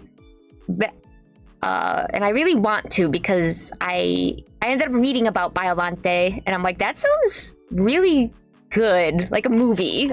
It's a really good movie. Horrifying premise. But can we get Godzilla watch for? Absolutely. I just gotta find a place to watch it. Godzilla Marathon, that would actually be really fun. The new one, new Godzilla movie? I did hear about it. I have to catch up because I had started watching Godzilla -1 because I think it's on Netflix now. I think that's the one I'm thinking of. Very long movie. I have to properly finish it because I got interrupted when I was watching it. And then it just couldn't get in, because it was like a phone call, and it was, well, it's the thing. I want to watch that, and then it feels like I'll be more prepared for the next. I also do want to see Shin Godzilla. Like, I know all the basic plot points of Shin Godzilla and everything because Hideaki Anno directed it, and that's the GOAT right there.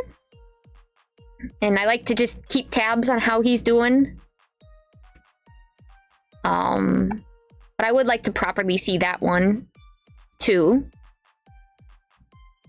Biollante, yeah, dude, that's just cool. There was a YouTuber, and I feel bad I cannot remember the name of them right now, but they did a little video essay talking about there's these fan-made like Godzilla short films that were very, very creepy, scary, and they were like told through recovered recordings of people who fled to shelter when the kaiju attacked, and just like the horrifying things that happened to them, and like Biollante's like found footage. Yeah, it was made very found footage like, and it was like what ended up becoming Biollante, and everything was like horrifying in a way that I'm like inherently interests me. I was like, and I think that's part of what really struck me more of like, I really want to learn more about Biollante now.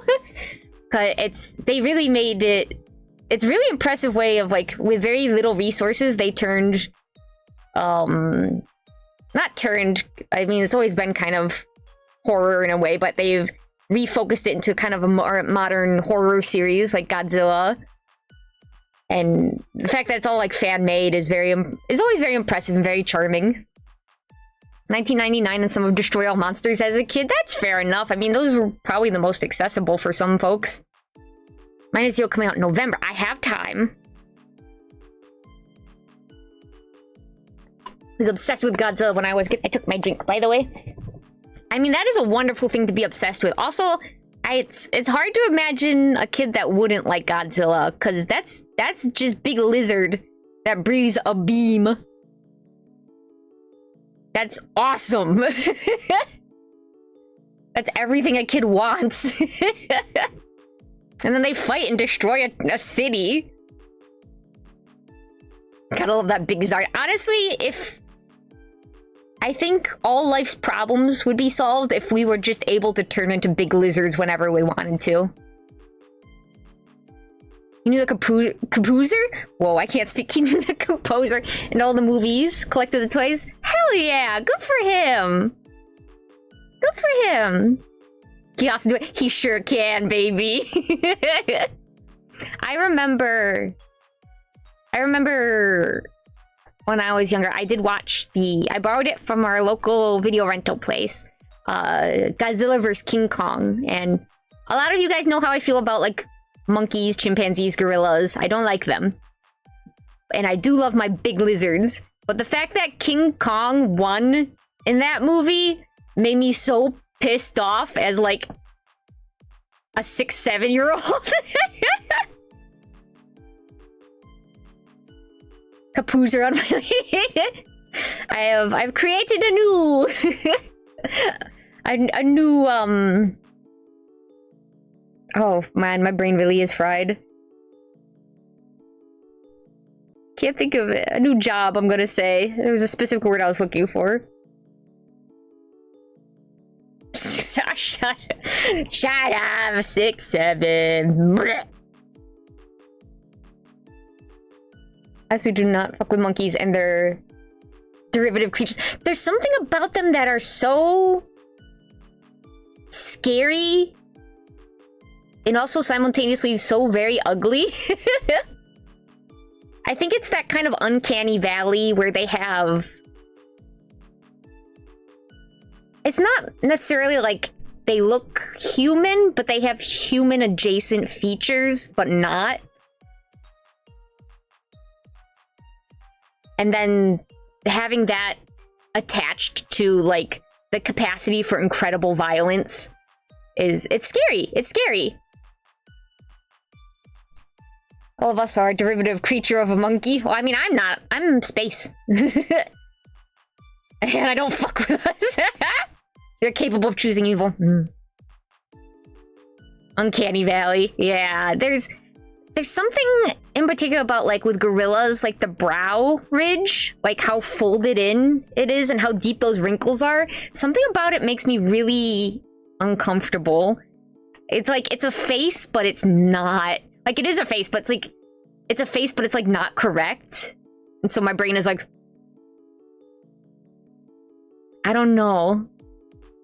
I don't know. I got to go. I just wanted to know my heart goes out to everyone tonight. I'll be praying for everyone. Good. Thank you, Holly's dad. Take care. Have a good night's sleep.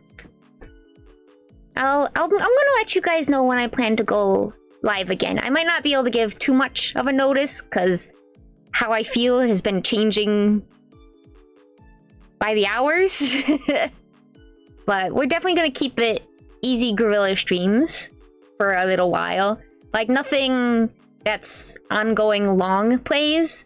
Like, we probably won't be doing any Metal Gear Solid 3 for a little while. Or Hollow Knight, because those are stuff that people want to be able to be here for. But we'll probably pick up some weird little quirky games or just some comfy games in the meantime. You said girls, I thought of girls. Excellent band, but... No, I don't know. Something about the primate family is just... And it's kind of crazy because, like, with little monkeys and everything, I can... It feels like the logic part of my brain sees how they're cute, but, like, there's just some knee-jerk reaction of me that I'm like, no, nope, no, no, no, no. Yo, what the hell is this? Yeah, exactly. Yeah, I don't think we have, like, all the VODs of all the different yo, what the hell is this games. Just because, you know, I was only really able to get on top of saving VODs in the last couple years. But I did recently work on processing and getting out a bunch of the VODs on our YouTube. And I made a playlist of the Myobi, what is this? Games. And 2 of the more recent ones I did send to subscription feeds. But because I was also processing so many, I let them be released quietly because I didn't want to destroy people's subscriptions. The smaller the monkey, the greater the mischief. The tinier the capable mischief-making hands. There's no monster movies? I never thought about that. Also, thank you, Tatsunoko. I don't think there are. I think you're right. You could make, like, just thinking from, like, a production standpoint, it would be so cute to build a miniature city and then film a snail crawling over it. And then just voice it over with, like, ah! Oh, God! I want to see a kaiju snail movie. What the hell? Zabumafu gets a pass. Zabumafu is an outlier and is not counted.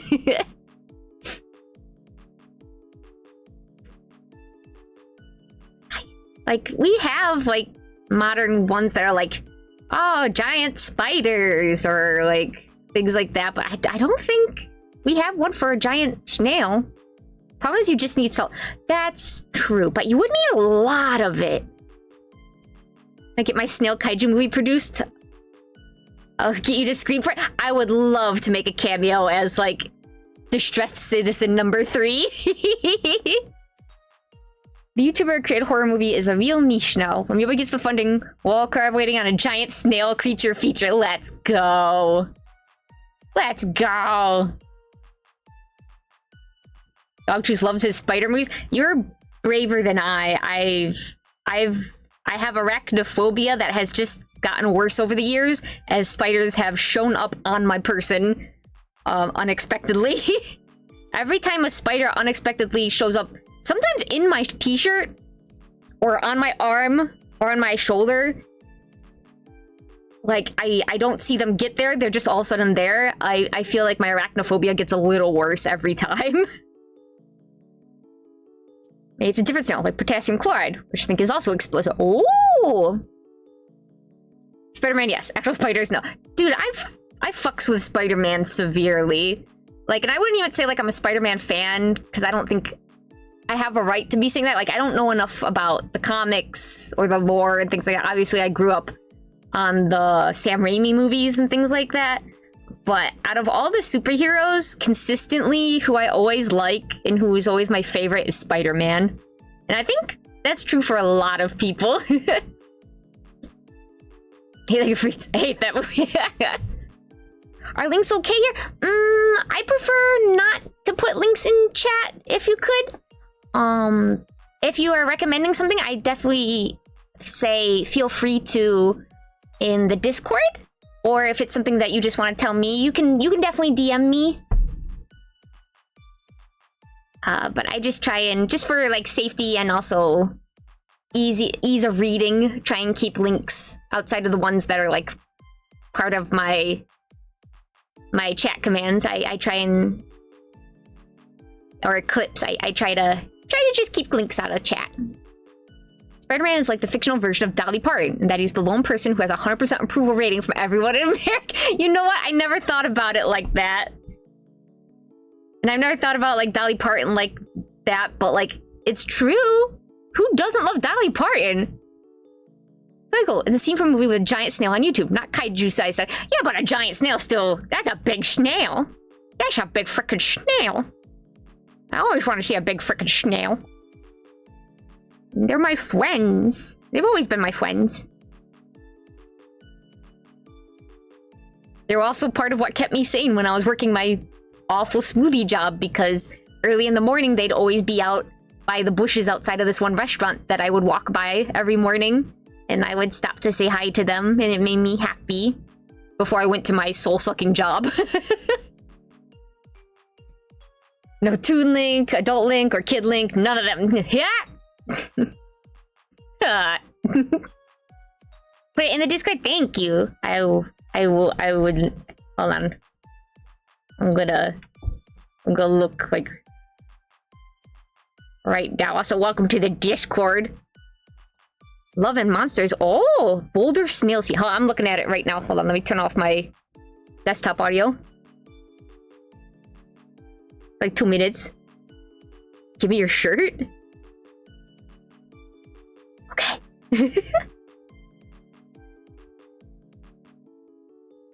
Why does he need to give him his shirt?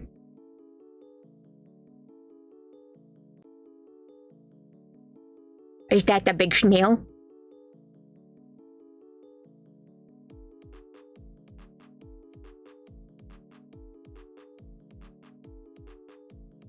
Why is he taking off his shirt?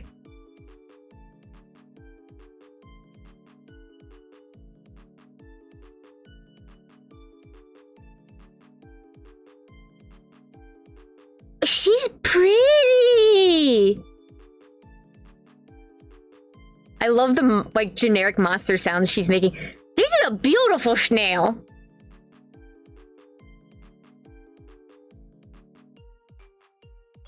She looks like a sea anemone!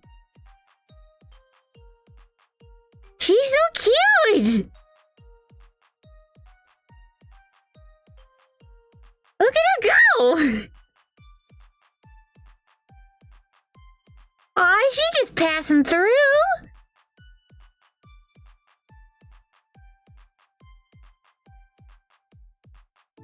It can be nice.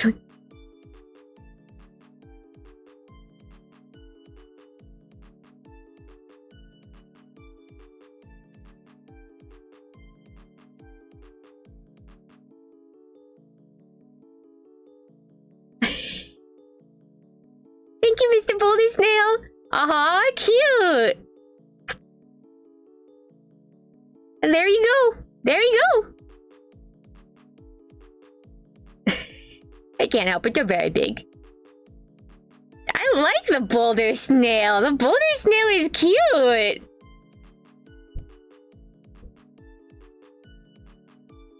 Woody Harrelson, please give him his shirt back. I still didn't understand why he made him take off his jacket and shirt.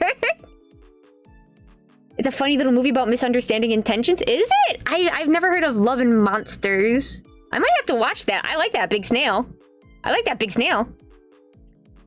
But the eyes not being on stalks is throwing me off so much. I can understand that. I do have a... You know, being a creature of many tentacles myself, I do have a fondness for tentacle-like appendages. And seeing its head being like a whole thing of like anemone type appendages like that, I'm like, oh, lovely. I think Boulder Snail should be able to vote. I think that is a wonderful political position to run on. The trailer's back at 20. I don't even remember. Like, the name sounds familiar, Love and Monsters, but it doesn't ring a bell. Otherwise, absolutely love that Boulder Snail though. Fantastic. Would want to visit them in a protected area and feed them like leaves out of my hands. Boulder Snail for honestly, I trust them. I trust them. Head out for now, Meow. It was great seeing you. I hope you have a great... Thank you, KK. Thank you so much for the raid. And take care of yourself. Go rest up. Go take care of yourself. I'll see you later. I very much... Thank you very much for sharing Boulder Snail with me. I quite enjoyed Boulder Snail. I will have to look out for that movie. I'll have to take a look out. Honestly, I feel like I could go for a movie lately. Just because it's hard doing much of anything right now. I've been struggling to play games or draw in any capacity, but I could watch a movie. I could watch a movie. Night night, KK! Maybe I'll see. The hard part is like choosing a movie, you know? Because like I'll have the general idea of what I'm in the mood for, but there's a lot of stuff that might be good movies, but like depending on the intensity of like the drama or the emotions, I might not be in the right place to fully experience those. So it's like something more lighthearted, but like looking for a certain vibe kind of thing. It can be difficult, and I have some of the worst luck in choosing like bad movies, and I love bad movies. You know, Sharks of the Corn is a personal favorite of mine. I love Velocipaster, but I keep having very unfortunate run-ins with and I have to utilize like doesthedogdie.com much more, but on Tubi, because they have so many bad movies. Sharks of the Corn, yes, Amazon Prime. It is worth watching. A lot of people write it off because it's like, oh, clearly this is something stupid, and my answer is yes, it is something stupid. Please perceive it with your eyeballs. But Tubi has a lot of bad movies, and I'll read descriptions, and I'll be like, you know what? Okay, I'll put that on. There is a present problem with a lot of B movies that isn't always made apparent in the description. Of sensitive content involving violence of the sexual variety. And multiple times now, I have been enjoying like a bad movie, and all of a sudden it has a scene like that, and I am no longer enjoying the bad movie. And this has happened multiple times on Tubi, and so now I'm getting scared to check out movies. Like, this seems like a funny premise. It might not be. It might not be. Mr. Yogi and I set up a Discord call to watch a movie, and we spent the entire evening browsing Pluto TV instead of actually... We did do that. We just commented and looked at the titles and descriptions. That was fun. So many weird shark horror movies out there are! That used to be one of my favorite things, was just go to a streaming platform and just type in shark and just see what you could find. Like avalanche sharks, six-headed shark, sharks of the corn. Sharktopus versus, what was it? Sharktopus versus it was like Megalodon? Or it was like some combination of crocodile and something else. It's been a while since I've seen it. Santa Jaws was very good. Hold on, let me get a drink. Corn shark! Best to be careful in these fields. Corn shark loves the taste of a harlot. I say this, I always put on that little accent. I say that. That is not part of the corn shark movie. It is something, I was watching it with friends the first time, and it's like an inside joke now. And whenever I talk about corn shark, I'm like, corn shark! Best beware. Corn shark love the taste of harlots. Like, I don't know how to explain that, and it doesn't give you an idea of what Sharks of the Corn is like, but like, it's always present in my mind when I think of it. Sharktopus versus Mega Snail. Ooh. Yes. Hearts beware. Atomic shark, zombie shark, ghost shark. I know there's like, there was one that was like virus shark, that was like a computer virus. There's also house shark, which is funny, but also has some stuff that is just like not so funny, and also went like 45 minutes too long. So I have very mixed feelings on house shark. Corn shark loves the taste of a harlot has me really... It's because I'm going to say this so also that you guys don't get jump scared by it. Because this is also part of a thing with like bad movies, is that you sometimes just have nudity for no reason. Which is like, if I'm told ahead of time, I'm like, whatever. But when all of a sudden there's a pair of like bare titties on my screen, I get like, whoa! But Sharks of the Corn opens up with like this lady and her boyfriend husband. They're not there for very long, but they're like in a cornfield and being like playful and sexy, and she like takes off her shirt and she just got her tatas out while she's running around. And that's where that started. It's like, and then she gets eaten by the corn shark. And it's just like, corn shark loves the taste of harlots. How shark sounds like a weirdly it's weirdly funny. Like, it's definitely very tongue-in-cheek, but some of the humor I don't fucks with, but some of it I do. Also has pointless ass and titties in the beginning. But the concept of like the house is haunted by a shark that swims through like the floor and the walls. And like the family ends up camping out in the backyard for a long time because we can't go back in, it's too dangerous. It's very silly. It's also just, they did make it way too long. There's like 30 minutes of just fluff towards the end that totally takes the like forward motion out of the movie. It's just very unfortunate. I just remembered I left my clothes in the washer. I have to put those over in the dryer. She gets 8. I said corn shark mentioned earlier. Yes, corn shark. So I almost want to recommend House Shark because there are some really genuinely very funny things in it, but then there's also just it's I don't know. It's like one of those things is like I can't fully recommend it because it does have some stuff that's just like it's like a shitty horror movie. Nudity happened in like 5. Yeah.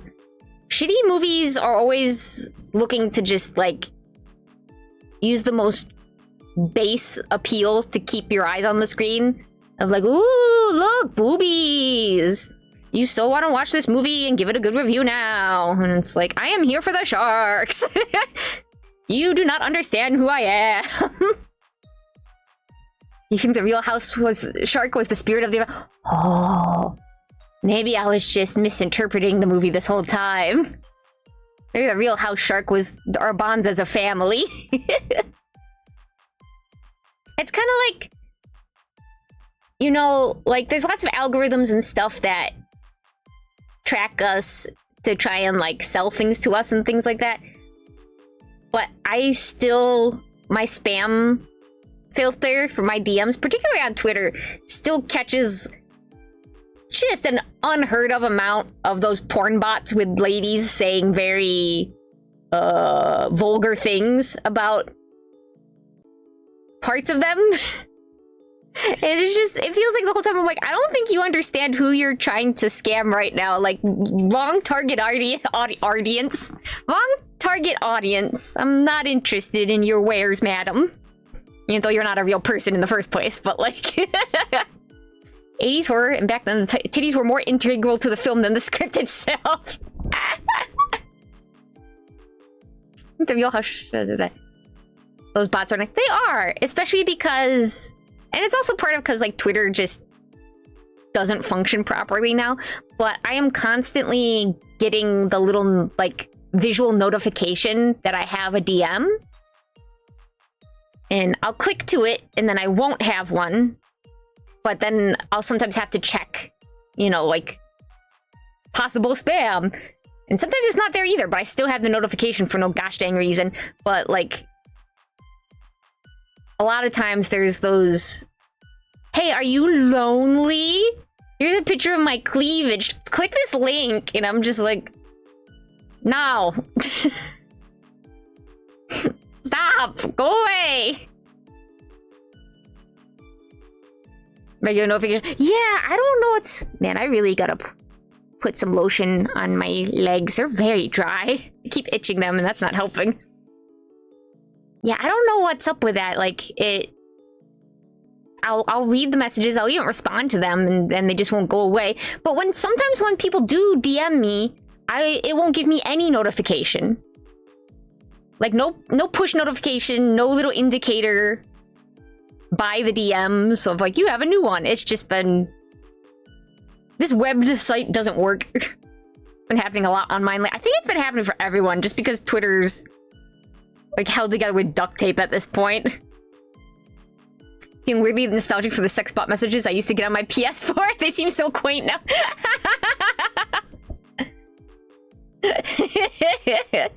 Or like if you were in like forums or things like that way back in the day, or like that had chat options or whisper, and you would just get like the age, sex, location, or just the ASL, and it'd just be like block. But like for some reason that just seems so quaint compared to like how some of these bots will just type the most vulgar messages and then chock it full of emojis, and it's just like, you need to get out of here. You're not even a real person, and I'm so uncomfortable. Actually exists now, so hi, Wolfie. The bots go for broke nowadays, yeah.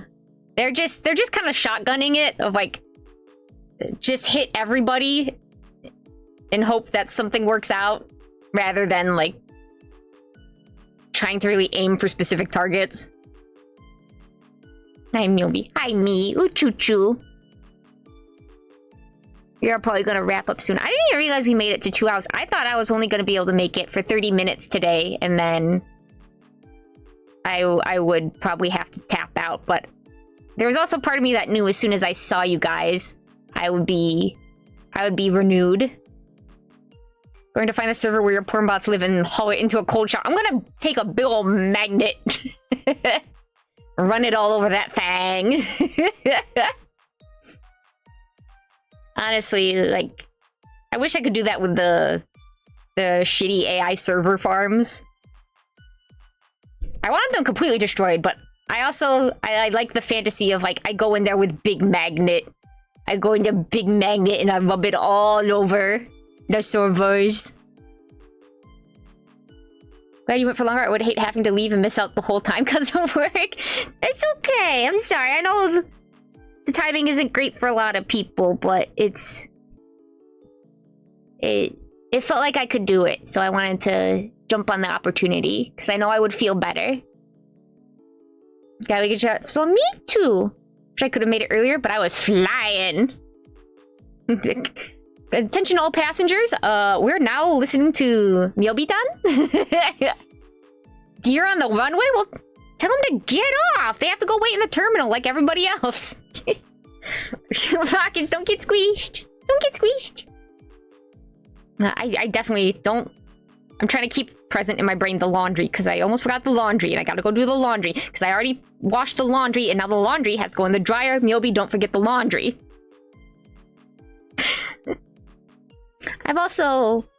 I've tried in the last few days. I made my bed properly because I hadn't in a while because of everything. But I also cleaned up my room and I've been working on like getting rid of a lot of just the junk that's piled up, which is weirdly hard for me. But I feel like it'll help because I already knew it would help with my mental state, you know, decreasing clutter. But it feels good to refresh my environment because I am stuck at home so often. I think people think I'm more of an elected shut-in than I am because I am home a lot. But if I could go out and do things more, I would. I don't have my own car. I can drive, but I don't have my own car. There's nothing really in walking distance for me outside of a park. And even then, because it gets so hot, it's very difficult to walk places. Outdoor do cost money, but like, I would love to be living life to the fullest, but unfortunately, life has a paywall and microtransactions.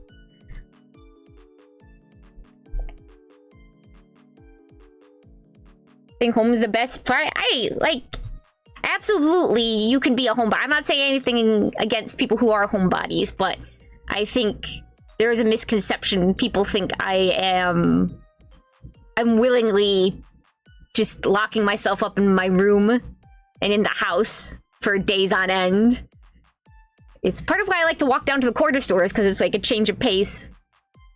But like, if I could go out and be doing more things, I would. And I'd bring back more stories for you guys. The sun is our foe. I have glasses the world made it pay to see. I'm so sorry. Honestly, like, it's one of those things of like, with lots of medical expenses, glasses should be covered by insurance, which should be covered by the government. And I want more comprehensive public transportation. Because I know, yeah, I could take several buses to get somewhere, but also, do you know what? Those several buses will also take money. Might not even get me where I necessarily want to go, just in the general proximity of it. I don't know. I have complaints. I think the government should not be able to vote. I think we should take away government workers' voting rights. That'll even it out.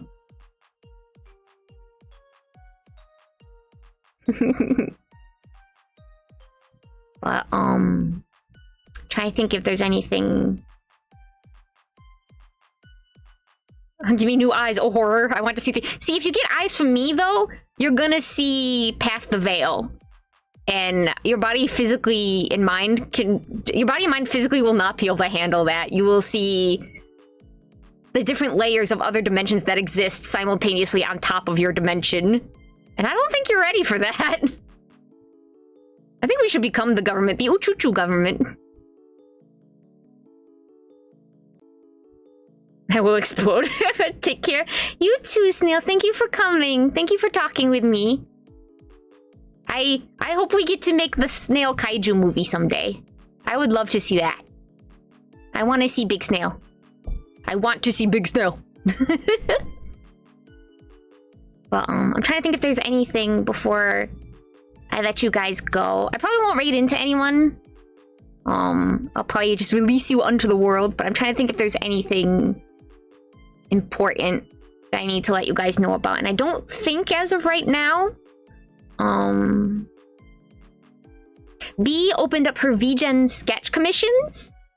Obviously with everything that happened, there's a lot of bills to pay. Laundry is important. Thank you.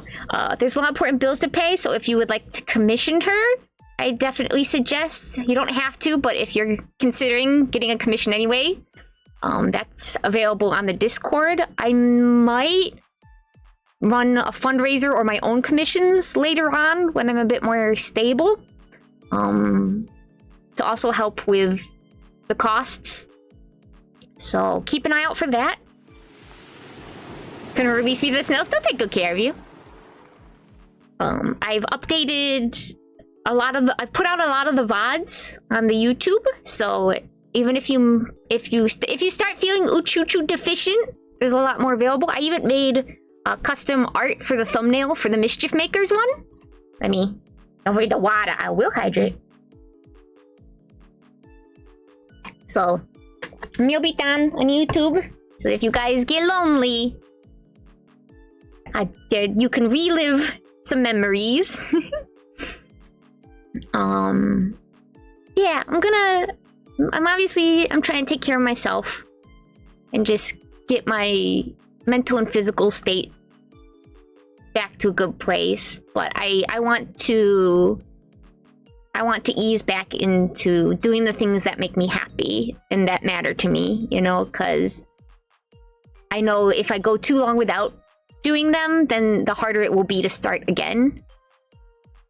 And that will make me more upset. You know?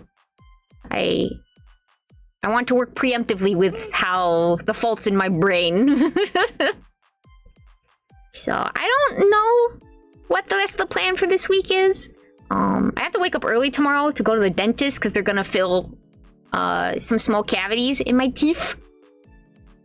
Last time they cleaned it, and then tomorrow I gotta wake up early. Oh boy. But for the rest of the week, I'm not sure if I'll stream. Again, it'll definitely be just very simple, easy games. Just chill out. Have my teeth are okay.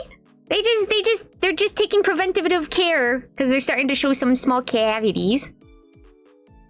Good luck, thank you. I tend to be pretty good at the dentist, you know? I've had 8 teeth removed total in my life. Not because the teeth were bad or anything like that. I take very good care of my teeth. Keep your teeth. Oh, thank you. Shake it. But my mouth too small. and I had too many teeth, and so some had to get removed.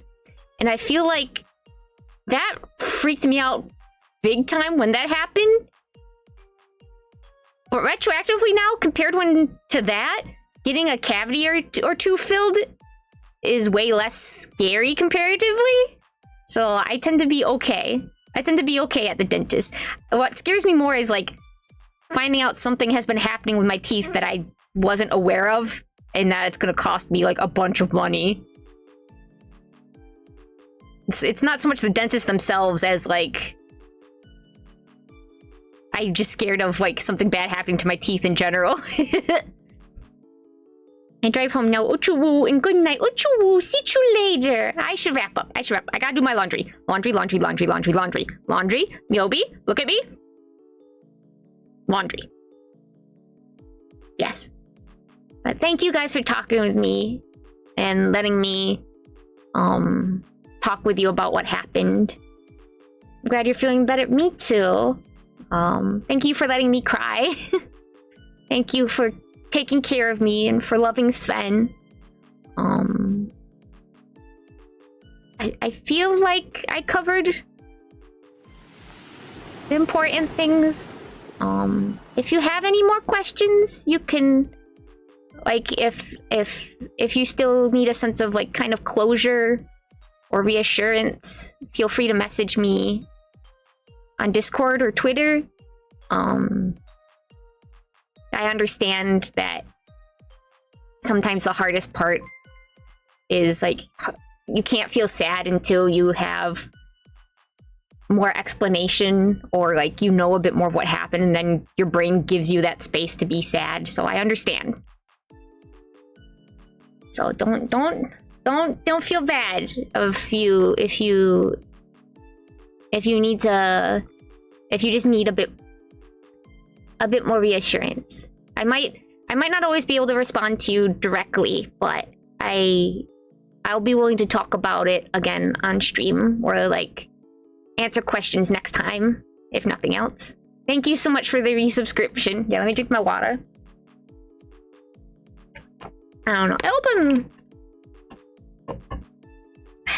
I hope I'm able to phrase things right, because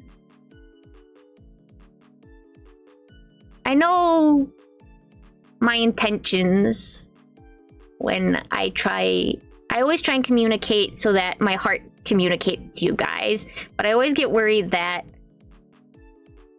I'm not able to communicate it properly. Because I've been misunderstood many times, particularly when I was smaller, because I had a more obtrusive speech impediment.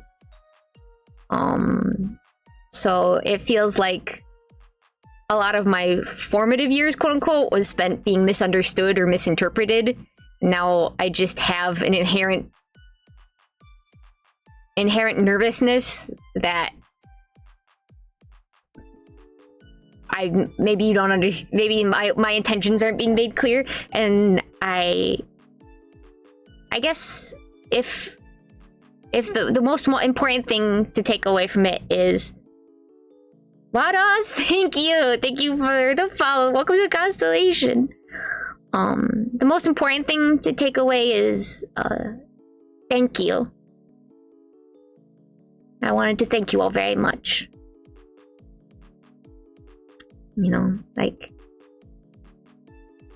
I do feel your love and I do feel your heart, and it really has helped.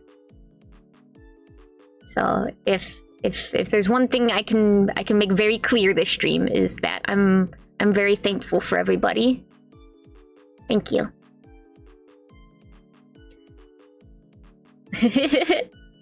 Uchuchuara is welcome. Hi-fi, thank you. We care about you. I care about you guys too. I know, like, we have to be... It's a very peculiar relationship, streamer and their community, you know, and you don't want things to get too weirdly parasocial and stuff like that. And I always worry if I'm doing right by you guys. But I do care about you, because I know behind each name is a real person, you know? And each of those real people behind each name has extended a hand out to me in kindness and concern, especially in times like these. So I always want to do right by you guys.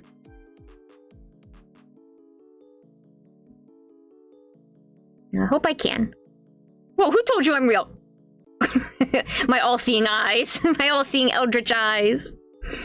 But I'm gonna let you go. I'm gonna do my laundry. I might get myself a little snack. I don't know what. We're kind of running out of snacky foods. But take care of yourselves, and I'll let you heck. There's something about heck written in all caps that's really good. I'll let you guys know next time I plan on streaming.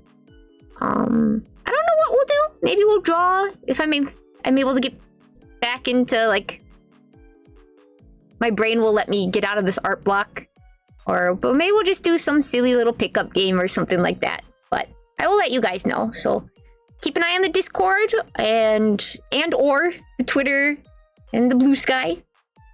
And take care of yourselves. I hope you get to eat something yummy today. Thank you for the stream. Thank you for being here. Thank you for taking care of me. I'm very real. I'm 3 pine cones in a trench coat. Sheesh! 3 pine cones. Damn.